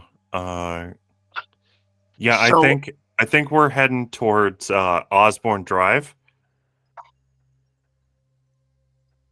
Okay. As you folks run down to the end of Building 16, and you look out over Osborne Drive, you see something that pulls the hope from your heart. And you notice that in these deep gouges, in these deep rivers that have been carved out of the earth by whatever happened here, there's a lot of underwire cabling. No. And they are moving. They are slowly pulling their way in your general direction.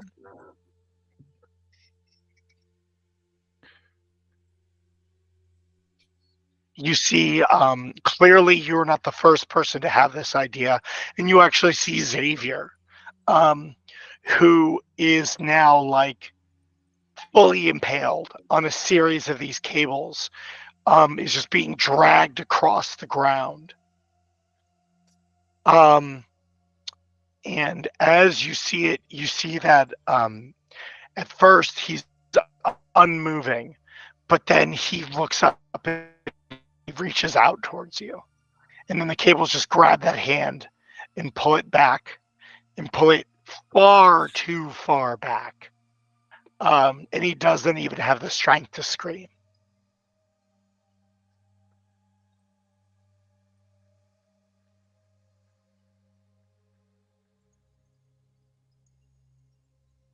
Are there woods anywhere nearby? No, we're in Iowa. Who the hell am I kidding? As far as you can see, this is in. So, I would like to draw your attention to your handouts. I made handouts. The handouts here has actually a map of what the college once looked like. So as you Yeah. can see from the map of Iowa, the second map, I think it is. If you look from where you are, north of you, there are buildings. South of you, there are buildings. And the entire way to out of here that is reasonable is all through other buildings that have been destroyed that are now fields of roving cables. Where are we exactly right now? So on the visitor info handout, it is what you're outside of the south side of building 20. Okay.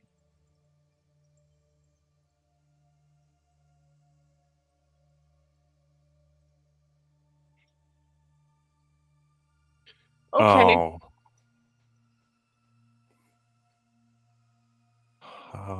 I know where I'd like to go, but I think west is probably the least amount of buildings. agreed. Yeah. Yes, that is true.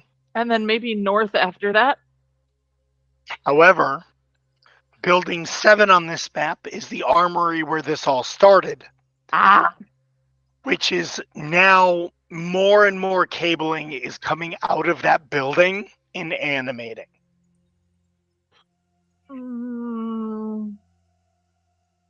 Okay. Alternatively, what if we just went straight north? The giant cable monster is actually coming in your direction from straight north. Because that is where, on this map, the smaller map, building 15 is north of you. That's where you came from. Oh, I thought that was so 115 is 15. Cool. Because it's a map from a different time, so they changed the numbering. Sorry, Gotcha. it's a little confusing. So Okay. the nearest building you can get to that you have not experienced these things in is building 17, which is directly next to you. Considering you're actively being chased by a now mostly mechanized, on all fours person, is the most immediate place you can go. Sure. Let's go. You Yep. run in to building 17. You slam the door shut, literally in her face. It knocks her unconscious. Oh, good.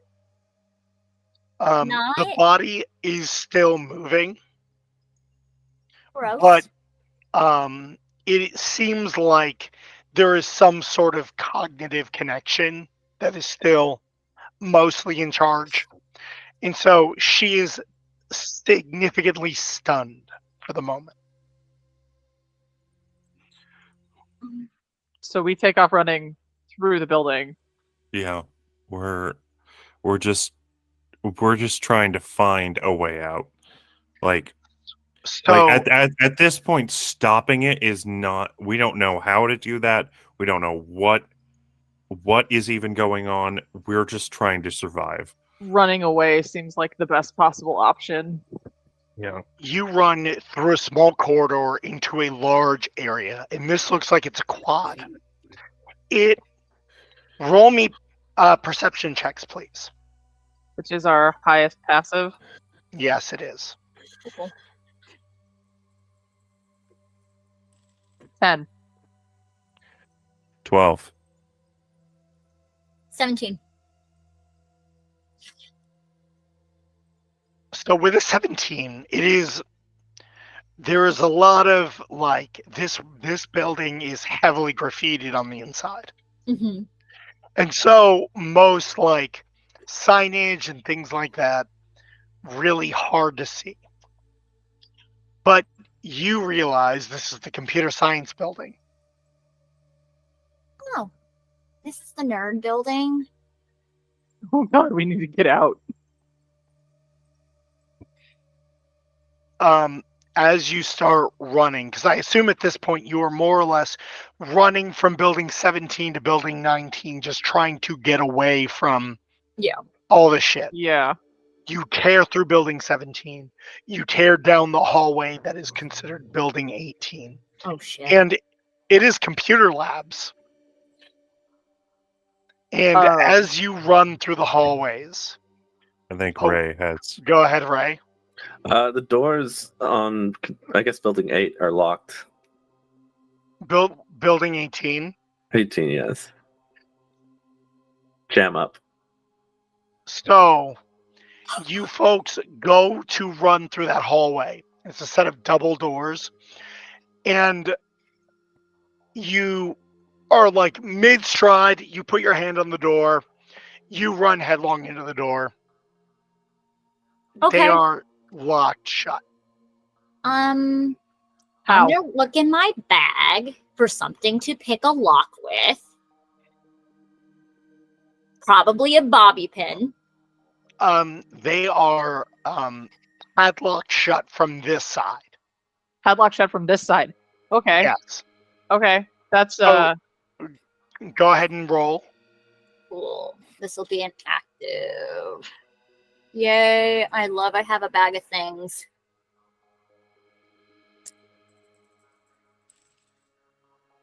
Okay, not bad. 13. Um, I have something real quick. It could help.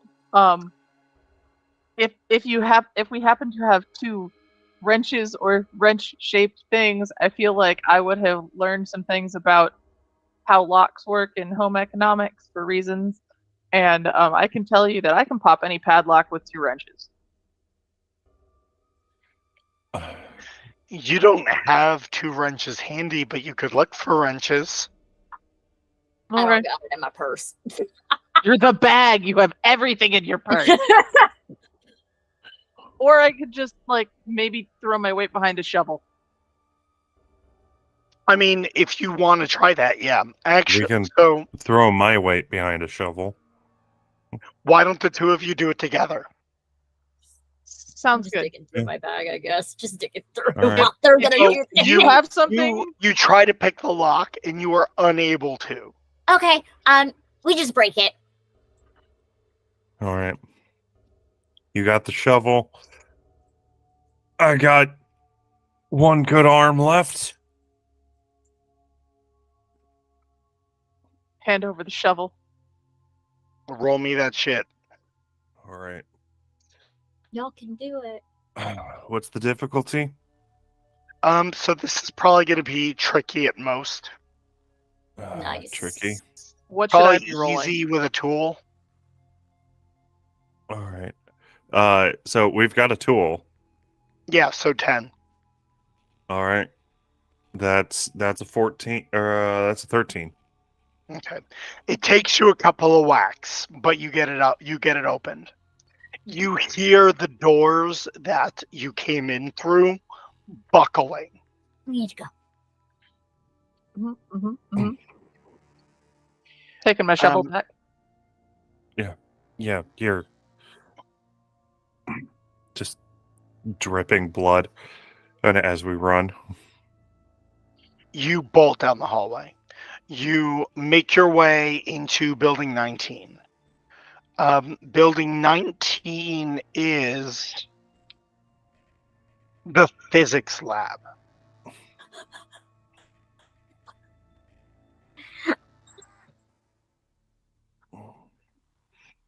And in here, it seems like this place is the least touched of any building you've been in before. I see a hand up. Yeah. So as a tracking error, a jam up for Kurt. No. Blood Oh, no. conducts electricity, It does. and you see sparks Does. chase down the little dots, attempting to chase Kurt down, follow their path.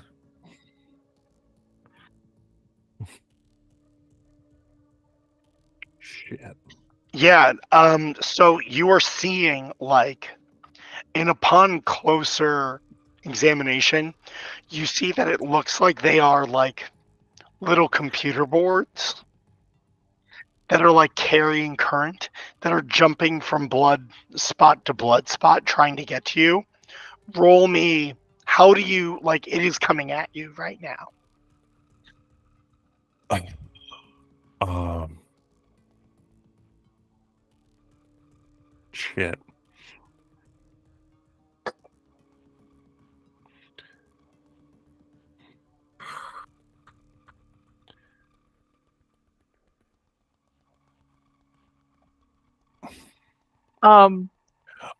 Jessica's gonna take her sweater that she of course has, because it's April. I think before that, um, I think Kurt is gonna try and seeing it go from blood spot to blood spot, it's gonna try and smear a bunch on the wall and hope that occupies it for a little bit while running. It does not take the bait. Jessica's gonna take her sweater and start trying to like wrap it around his arm to try and staunch the blood flow. Go ahead and roll me home ec.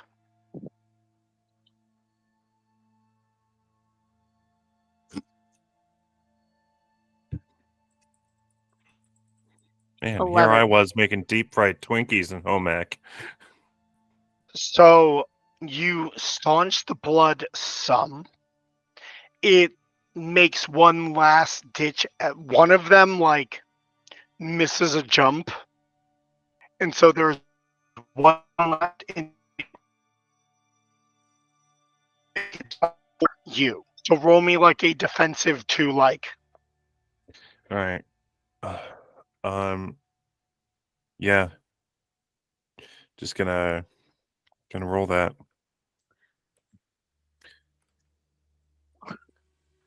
Okay. It's 13. 13. It makes light instead of like it's trying to embed itself into your skin. Yeah, I'm trying to like bat it with the half of the garden shear. So you go to bat it and it catches your hand. It is a pretty nasty cut because it also like is channeling electricity into your hand. You take a level of injury. Oh no! Shit. That drops you to X.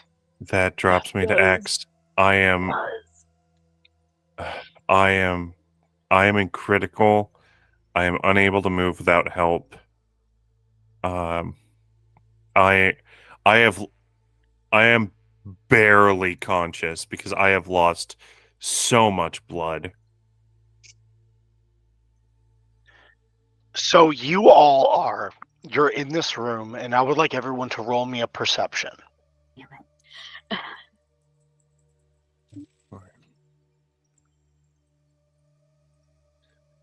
Cool. It's a 12. Solid 9. 10. I rolled max of what I can roll. Okay.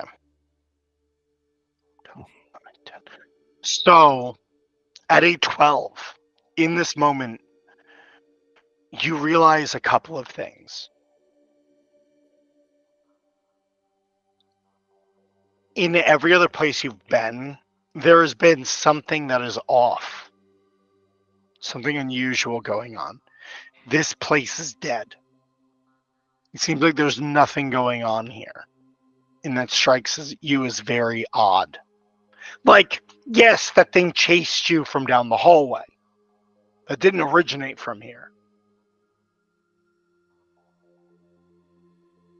And that strikes you as odd. This building's not trying to attack us. Why? I don't know.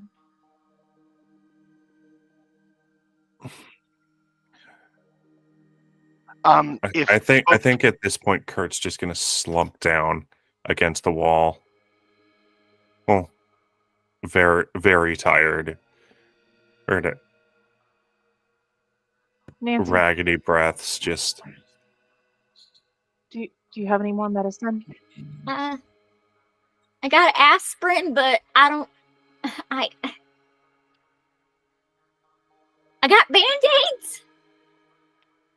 I think this is beyond band-aids, Nance. I got nothing. If people would like to roll any sort of checks to try to figure out more, like now that you've noticed this. Sure. Sure. Let's go. What fits? You could roll home ec, you could roll hometown. Well, home ec's higher, so let's go with that. This will be passive or active? Passive. Cool. I'm gonna do party girl because party girls usually are observant of You things, said even though they're passive? drunk Okay. off their ass. Well, it was going really well for me, and then you said passive, so the first two makes it 11. 12. So it could be active if you're actively going to look around and actively going to investigate. What did you get, Nancy? 12. 12. So are you actively going to go digging No, around? she is just No. watching the surrounding area. Okay. So you think about it. And the cables are all moving in a general direction. Not the ones that are actively chasing you, like that monster, right? Those are coming towards you. Mm-hmm. But the other cables all seem to be converging here. Like, they're coming to here.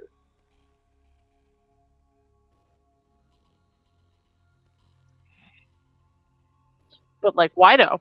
Are we like in the center of it? But why this building? I don't know. I'm not a nerd.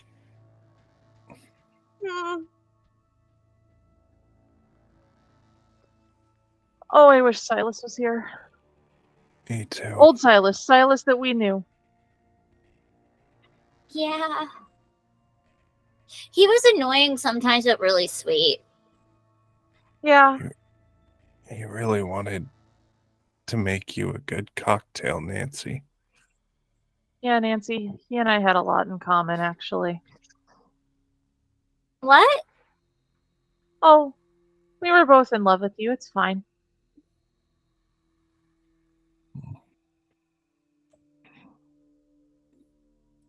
Well, I'm very flattered, but we need to live right now. I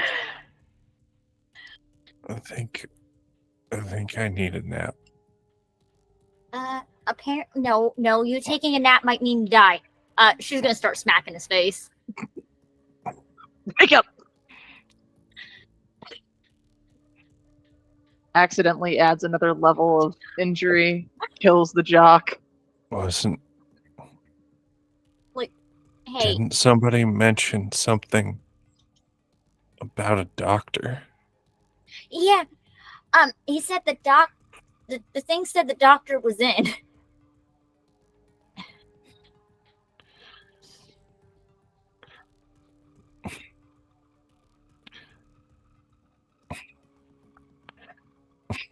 Maybe it's a doctor in this building, the nerd building. Maybe. I don't know. You're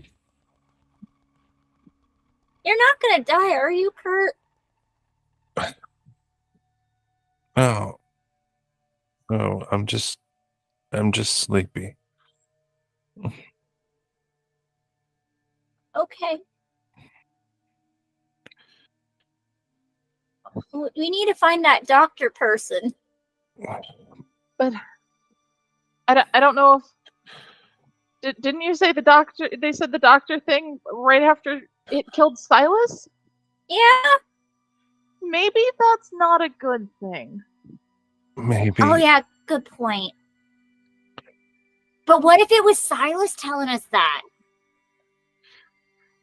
I don't know. know. He would have said a lot of other things.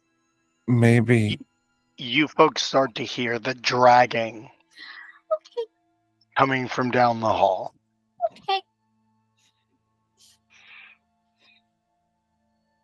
What do we do? We need to go Where? somewhere in here. Because I don't know if we have much more to run to. I don't know if I can. We're not just gonna leave you here, Kurt. I don't think you have a choice. She is going to grab Jessica and run. Jessica's not going to resist. All right. So the two of you run. What are you looking for as far as places to go? Looking for an area where the cords aren't going to, and somewhere that we're not going to be spotted easily. Okay, I would like both of you to roll me perception checks. Cool. While they run. Kurt, I'm passing you the bone. Oh. Tell us how Kurt dies.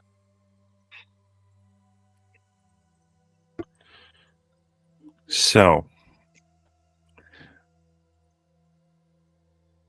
as they run off, Kurt is going to use the half of a garden shear to like prop himself up and is gonna try to lift it up to like a fighting position, but just boom, just a pull through the shoulder, or just shatters that, and at the arm falls limp. Boom, boom. More cables start to just impale, and as it's crawling through, he just gets ripped apart. Oh.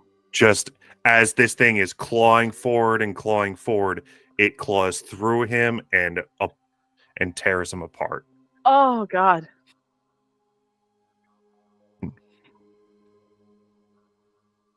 So, what, thumbs up? Oh, absolutely. Okay. I might have cried a little bit. You also get 4 tracking errors. Yes, go ahead. Can I spend my last tracking error for her You to be absolutely born can. for revenge? Who are you doing that to? For Kurt? No! So, hold on. You absolutely can. There's a couple of notes I need to make here. And then I will explain what happens. And then I will explain to chat what you just did. You fucking monster. No. I may cry. Actually, can someone put another one on my cry counter? Oh God, we're fucked. So Also, I will say, just completely out of character. This is the second game we've played together where I've had a character that had their arm torn to shreds. I know. 2 nickels. My God. We are in so much trouble, Em. So It's weird that it happened twice. you get to make another. I've sent you the blood laws. You get to pick the new blood law. Now we're Okay. gonna have to run from Kurt. And so as these cables wire through you, they pull your body apart. And in that moment, you remember this short story. In your last thoughts, as your entire body ceases, you remember this quote: Mhm. "Hate. Let me tell you how much I have come to hate you since I began to live. There are 387.44 million miles of printed circuits in wafer-thin layers that fill my complex. If the word hate was engraved on each nano angstrom of those hundreds of millions of miles, it would not equal 1/1 billionth of the hate I feel for humans at this micro instant for you.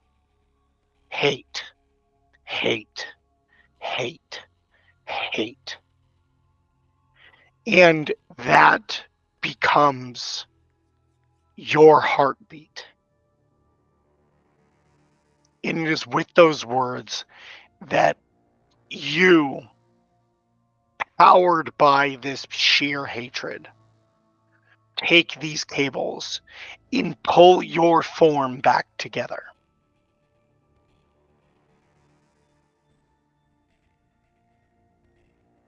Matt, I wanted us to be friends. So we're going to cut away from you, and we're going to chat in DMs about what your Yeah, plans are. I'm reading these blood laws and I'm trying to think of what to add to this. So you do that first, and then you tell me what your Kurt 2.0, Merc Kurt, is going to do. So to let everyone know, there is an optional rule in RPG Nasty that says dead characters can only be brought back through a tracking error. You cannot resurrect your own character, and resurrected characters have only one goal: kill everyone else, including the killer. So that just happened. So, I hate this. Nancy Maximum and Jessica, I believe I asked you to roll me a perception. How'd that go? Yeah. Yeah, and you know what? I was so very happy that I rolled max numbers until a minute when Matt decided to ruin my day. I got a 14. I got a So what 12. So with those two rolls, you notice a set of side doors. You throw those open, and you find a set of stairs that go down. Down we go, bitch. Yep. You head down, and you head into what is clearly a basement. As you make your way through this basement level, you notice a hole in the wall, and through it a set of double doors.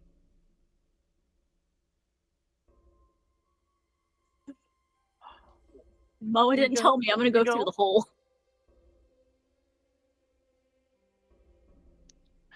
You get in, and you enter a very large room. It goes straight down. So like you open it and you are standing on some scaffolding.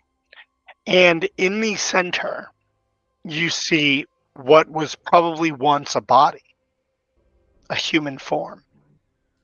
It is suspended upside down with its legs crossed like this and its arms out.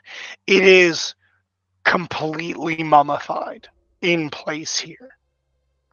And every portion of the body is it is covered in like a not really a suit, but it looks there are so many cables and so many like pads attached to the body that it could be. And the wires all run back to terminal after terminal after terminal after terminal of server racks.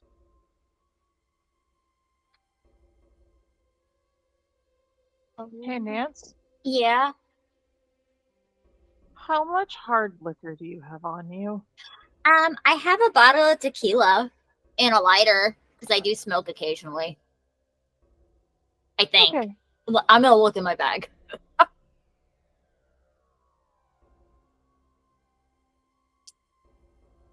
I'm gonna need to have a drink, and then.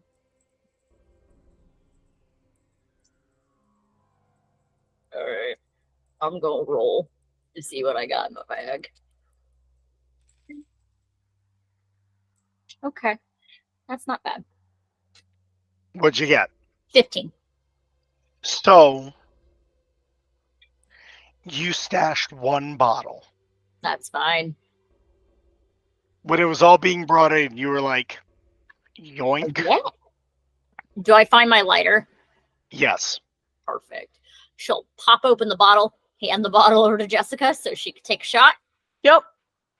Her first and maybe last drink. It's great. All right, there's like this thing in like the movies, we make a trail of alcohol and then we light it. Oh, okay. I think we may want to drench. The electronics. No, I was gonna say him. And then set him on fire? So that's the same way Silas was hanging. Yes.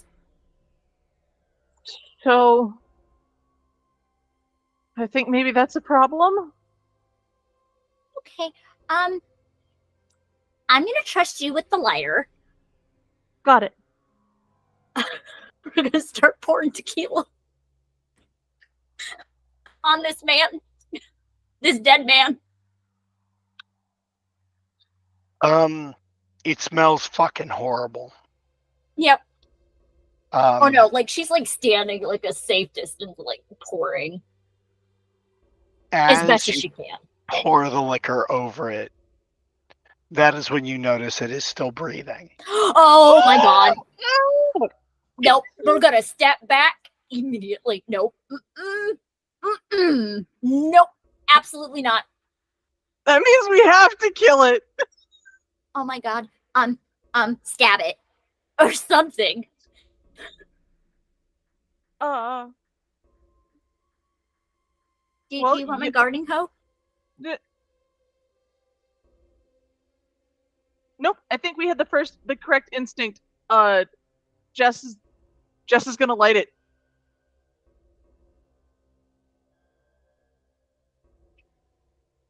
So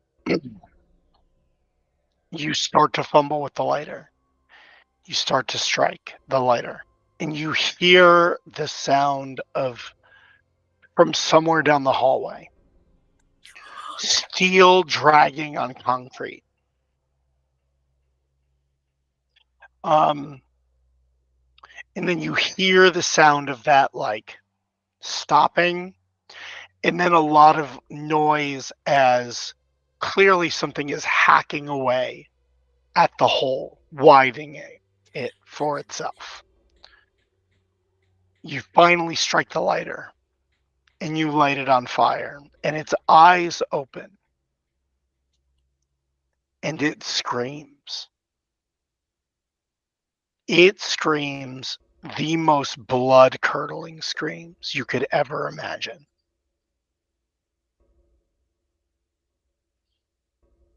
And In all of the words it tries to get out, it says, "What have you done?" We fucked up. We took an educated guess and missed. As the body immolates, the cables separate because they melt away, and the body collapses in a heap on the pedestal. It was over. And it is at that point that the dragging steps forward.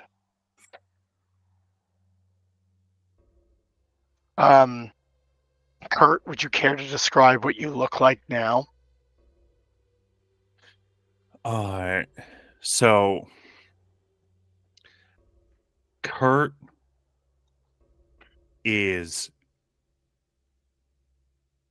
looks very much like a patchwork doll. Like a rag doll that has been poorly stitched together with metal thread.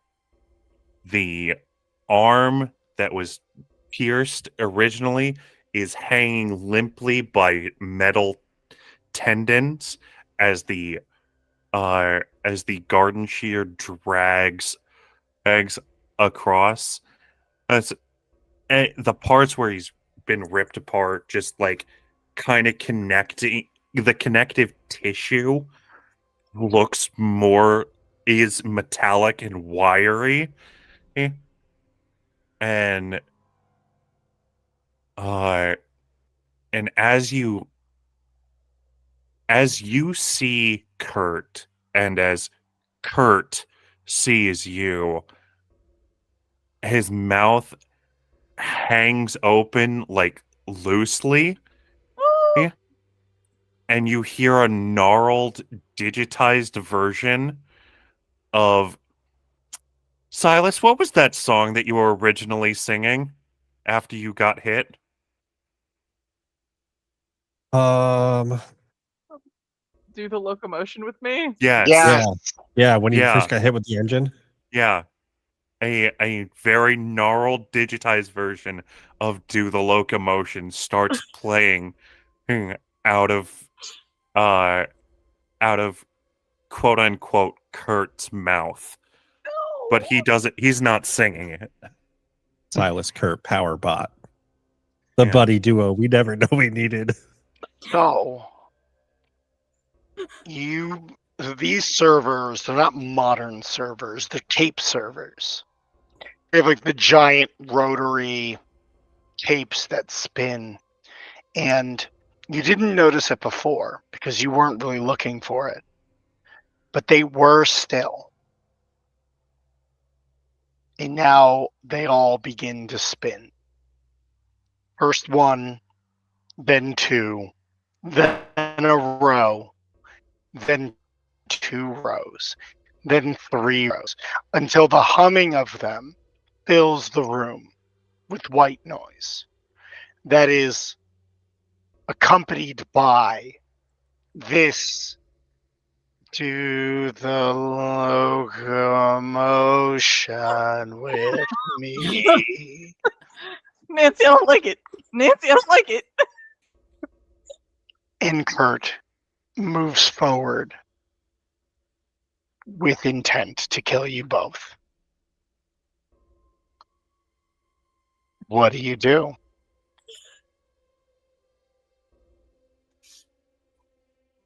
Only way out is Through the through hole. that same set of doors, right? And the hole. Probably. From what you can tell in this moment, probably. Which means we just need to get him distracted enough for half a second so we can go past. So that is a thought. But then there's another problem. The other thing. The other thing that was also chasing you down that same hallway that is also coming here. Cool.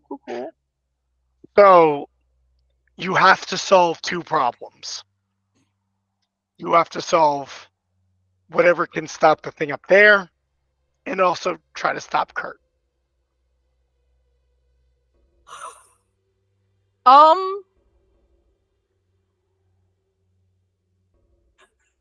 I have anxiety. This is bad. We are in trouble.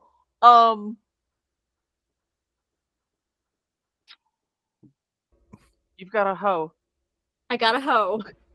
Hook the leg, make him fall. Yeah, that's what we're gonna do. We're gonna hook Okay. Kurt's leg So, and just yeet. I'd like you to roll attack with your hoe. Kurt, if you don't mind, I will adjudicate your new robot rolls. Okay. Yeah, no, absolutely, that's fine. This is gonna end so badly. This is active, correct? It is the very definition, I would Oh, say. great. Most of my pulls are 2 because I'm sure it's in the bag is not an option. Unless you hit him with the bag. No, I'm not gonna hit him.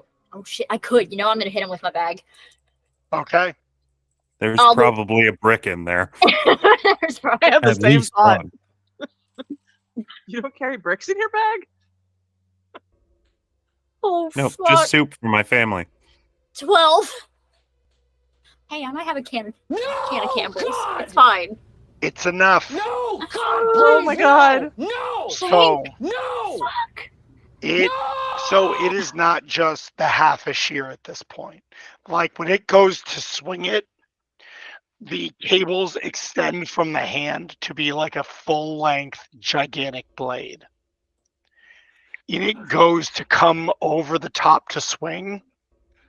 I'm actually imagining that because the arm is attached with cables, is that it's the full arm that just like extends outward like it's Yeah. freaking Dulcim from Street Fighter.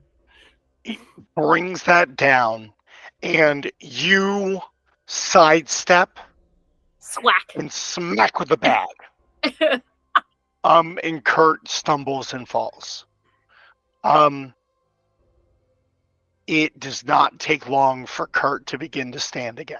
That's fine. We're going for the hole. Jessica, are you coming with me through the hole? Absolutely. Yes, that is my purse. I don't know you. That's basically the vibe. Okay. You ain't Kurt. I don't know you. You head for the hole. You get through it. Kurt. Roll Yes, me a perception, add a d6. Okay.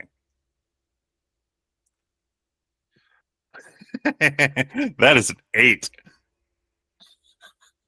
That's fine. You don't need to roll very high for this. Oh fuck. Oh. You see that you know where they're going. You can see that they are escaping. However, you feel the servers calling to you.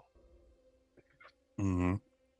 In this moment, you were connected to this thing. And so you understand to a degree what happened here. You know that Dr. Vorstein put himself into these servers and that he was basically downloading himself to all of the computers on campus when the incident happened. So each of these computers, all of these things were infected with him. And that is why they were all trying to coalesce. That he used radio to activate the cars and infect the cars. And that's how he was able to do that. In that these servers were severed from everything else. And so the rest of him is here. And you are alone with him. And in this moment, nothing can stop you from revenge.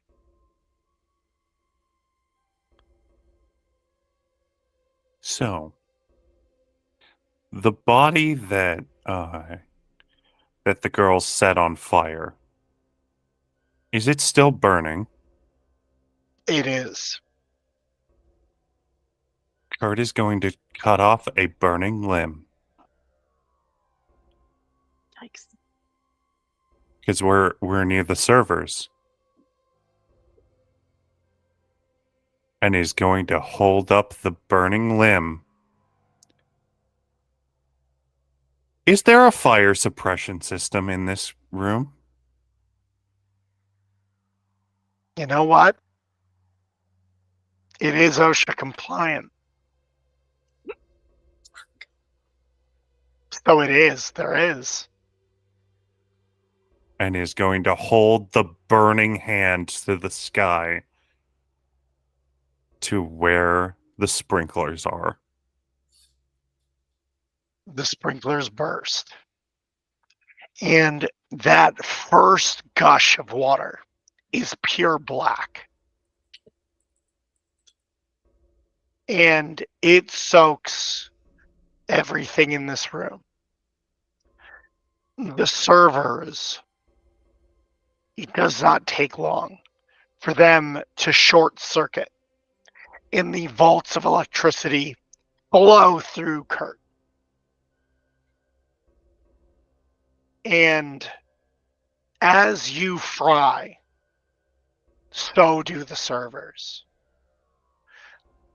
Through everything, Nancy and Jessica, you hear the howls of electronics, the screams of agony from every computer, every speaker, everything. And then, as you're making your way up the stairs, you see the wires grip into the wall, and it was starting to pull itself towards you. And then it all just slacks, like a puppet with its strings cut. They collapse to the ground. We did the impossible just happened, I think.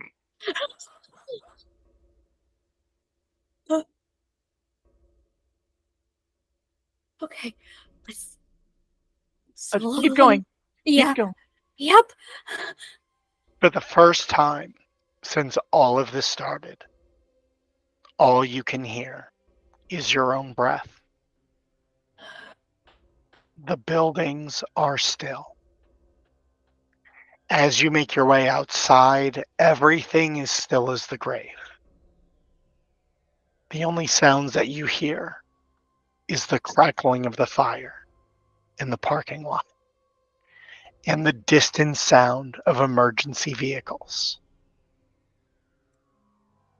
Fire trucks as they come to put out the fire on the old Iowa State campus. I The got sun one thing. slowly begins to rise. As the sun is rising, we're going to grab Jessica and give her a big ol' smooch. Ah. I owe you a pound puppy. Wow. And maybe a date. Okay. We made it out alive. Okay. Oh, yeah. That'd be great. As you get into the ambulance,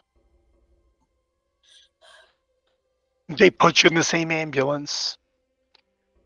You start riding, and the person driving the ambulance goes, "How about I put on some music?" No, thank you. It's okay. Really. The silence is wonderful. They ignore you, and they turn it on. Fuck. And you hear, "Come on now, do the locomotion," in a very strange off-kilter tone playing. And then it says, "With me," and the song skips, "with me the song skips with me. And the song skips over and over and over again. And the person driving the ambulance just kind of looks at it, pounds on the dash a few times, changes the radio station, and that's game! Hell yeah. How did I Yes! play a horror game and somehow end up with not only being alive but the girl? Like, how did that happen? It's Magic. 2024, baby. We have a It's set the- of final girls. Mm. Yeah. It's the power of your himbo ally. Oh my god, you're our Ally. hero. Like, I'm surprised I survived, because usually in most horror film tropes, the trollop is usually one of the first to go. That is true. Yeah, that is that is absolutely true. but the virgin who almost always has plot armor, was in love with you. So The power of love saved us. Yeah. It do be like that sometimes. Again, I want to thank you all for being here so much. And I want to thank you all in chat for coming and being a part of this most excellent one shot. Thank you again for everyone at Nerdy City for making this game and for helping me build this one shot. Well, more reading it and telling me that you think it's cool. It meant a lot. So cool. this was We're gonna- amazing. We're going to do the end of the stream a little differently. I would like to go last. So we're going to go to each player and we are going to ask, where can people see more of your stuff? And we are going to go in death order. So we are going to start with Matt. You go first. All right. My name is Matt. You can find me everywhere as Mimics and Misfits. And if you click that lovely link in chat, you can check out the public playtest of our brand new tabletop system, Duality, a 2d6 fail forward system where you spend time playing in both worlds. Honestly, I'm probably going to learn that system and run a game of it here on Dinner at a Game, using it at some point in the future. We'll talk, Matt. We'll talk. Thank you so much for being here. This Yeah, is thank you. Matt's first Dinner in a Game. Awesome So we can sauce. get some like hype and love in chat for Matt. Thank you. Next is Adrian, who played Ray Jimenez. Hi. Hello. My name is Adrian Lawrence. I am one of the two hosts of Dungeons and Degrees. I do a little bit of streaming under the name AC Lawrence 24. It's mainly just me working and just being me accountable. But yeah, check the link out. You'll find me. The last episode is of Ren for Dungeons and Degrees, so it's out. It came out like today. Oh shit! I didn't even realize. I'm gonna tell everybody. No, I had to fix something. Audio was fucked on something, so you're good. You're good. But yeah, go check it out. It's called Be Ungovernable. That sounds like a me thing. Yep. Oh, yeah. No, that's right. Thank you so much for that. Of course. And folks, like, I have not had the time to listen to all of them, but I can guarantee the last episode starts out with pure chaos, and it just does not get any less chaotic the entire time. So if you like good, chaotic, positive vibes, listen to that episode, and I would guarantee if you listen to the rest of them, it's more of the same. Thank you so much for being here, Adrian. Next, Shortbeard the Bard, Shane, who played our jock, Kurt Gamble.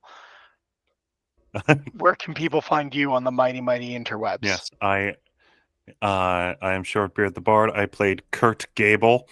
And I can be found only when I'm not, if I don't get invited back for another game here, I will only be found on Beggar Street, twitch.tv/Beggar Street twice a week on Monday, playing in our final chronicle of our Vampire the Masquerade game, Twin Cities by Night. And on Wednesdays, playing in our Masks a New Generation game, Superhero High. Awesome. Thank you so much. This is our first game playing together here on Dinner and a Game, and you were a lovely addition to the table, so thank you so much. And honestly, having another bearded they, them in the crew feels great, fam. I'm just saying. I see you and I appreciate you. And now, to our two survivors, our final girls of this campaign. Let's go with Dice first. Where can people find you and your wonderful wares? Well, my wonderful wares can be found at fateandfortunedice.com. Basically, everything is 30% off right now, so go get some dice. They're pretty. They're Dice nice. are awesome. Dice are awesome. They're nice. Everywhere else you can find me as Dice Goblin Black Cat, except Twitter, which is, I want to say, Fate Fortune Dice. But yeah, and then you can also find me here on Dinner to Game, no longer on Sundays, but starting this coming Friday, every other Friday on Cyberpunk Red. Amazing. That Cyberpunk Red is a really excellent time. So y'all should definitely go and check that out. And really, any game on Dinner and a Game, you can't fucking go wrong. So please go do that thing. Speaking of a regular at Dinner and a Game, Hi. last but certainly not least, M, where can people find you? Hi, I'm Star Shard Stories, or Star Shard Story, on most corners of the internet, because most social media platforms cannot decide what my username should be. You can find me on Mondays at 4:30 p.m. Eastern Standard Time on Baker Street for the final season of Twin Cities by Night, where I play Myrtle Galloway, a very grumpy Tzimisce that is an ex-Sabat paladin. On Monday nights on the Starfield at 8 p.m. Eastern Standard Time, I run Werewolf the Apocalypse, the newest edition, the Guardians of Neptune's Cairn. On Tuesdays, you can find me here for our multi-splat 20th anniversary edition World of Darkness game known as Emerald Sanctums. I play Countess Rosaline, our changeling noble from House Islanded. On Fridays on the Starfield at 8 p.m. Eastern Standard Time, we are going into the last 3 episodes for our 12-episode saga of the Midnight Codex, which is a bunch of movie nerds woke up in an alley and suddenly learned that they can use magic, and now discovered they're part of a dark prophecy. So It's that's so chaotic. And then you can find me on Dicey Tables podcast. I will be the storyteller for season 2. I will be running a Vampire the Masquerade Chronicle called The Three Gardens. If you know the reference, good for you. If you don't, tune in when we eventually get there. But the first season is D&D right now. So that is where you can find me as of the current moment. And obviously, you know, we've played in a couple of games at this point, literally this week. So thank you so much for being here. It's been a wonderful time. And folks, I am Wren, W-R-E-N, like the bird. You can find me as Wrenound on most platforms, TikTok, Threads. You can find me at Start Playing and on Twitter as Wrenound Games, W-R-E-N-O-U-N-D. I want to thank you all again so much to my players for being here. This could not exist without you, and I appreciate you all so much. And thank you everyone who is watching on any and all platforms. We here at Dinner and a Game could not do this without each and every one of you tuning in. Dinner and a Games sells a bunch of very cool stuff, including these really awesome dice towers, which have like wicked skulls and shit. It's crazy. And also a bunch of other stuff. Any and all support you can give to Dinner and a Game allows us to continue to do this wonderful thing that we do and we want to share with you. I personally, this is big dream shit for me. Being able to come out here, write and create these stories and share them with all of you is something that means a great deal to me. And so each and all, every one of you are kind of making my dream come true, one game at a time. So I want to personally thank you. it is late here on the East Coast, so I am going to get some fucking sleep and rest my voice. Thank you again, everyone, and please always come back to Dinner and a Game, because we will always save you a seat at the table. Have a wonderful night. Good night. Bye. Night. Night. Good night. Bye bye.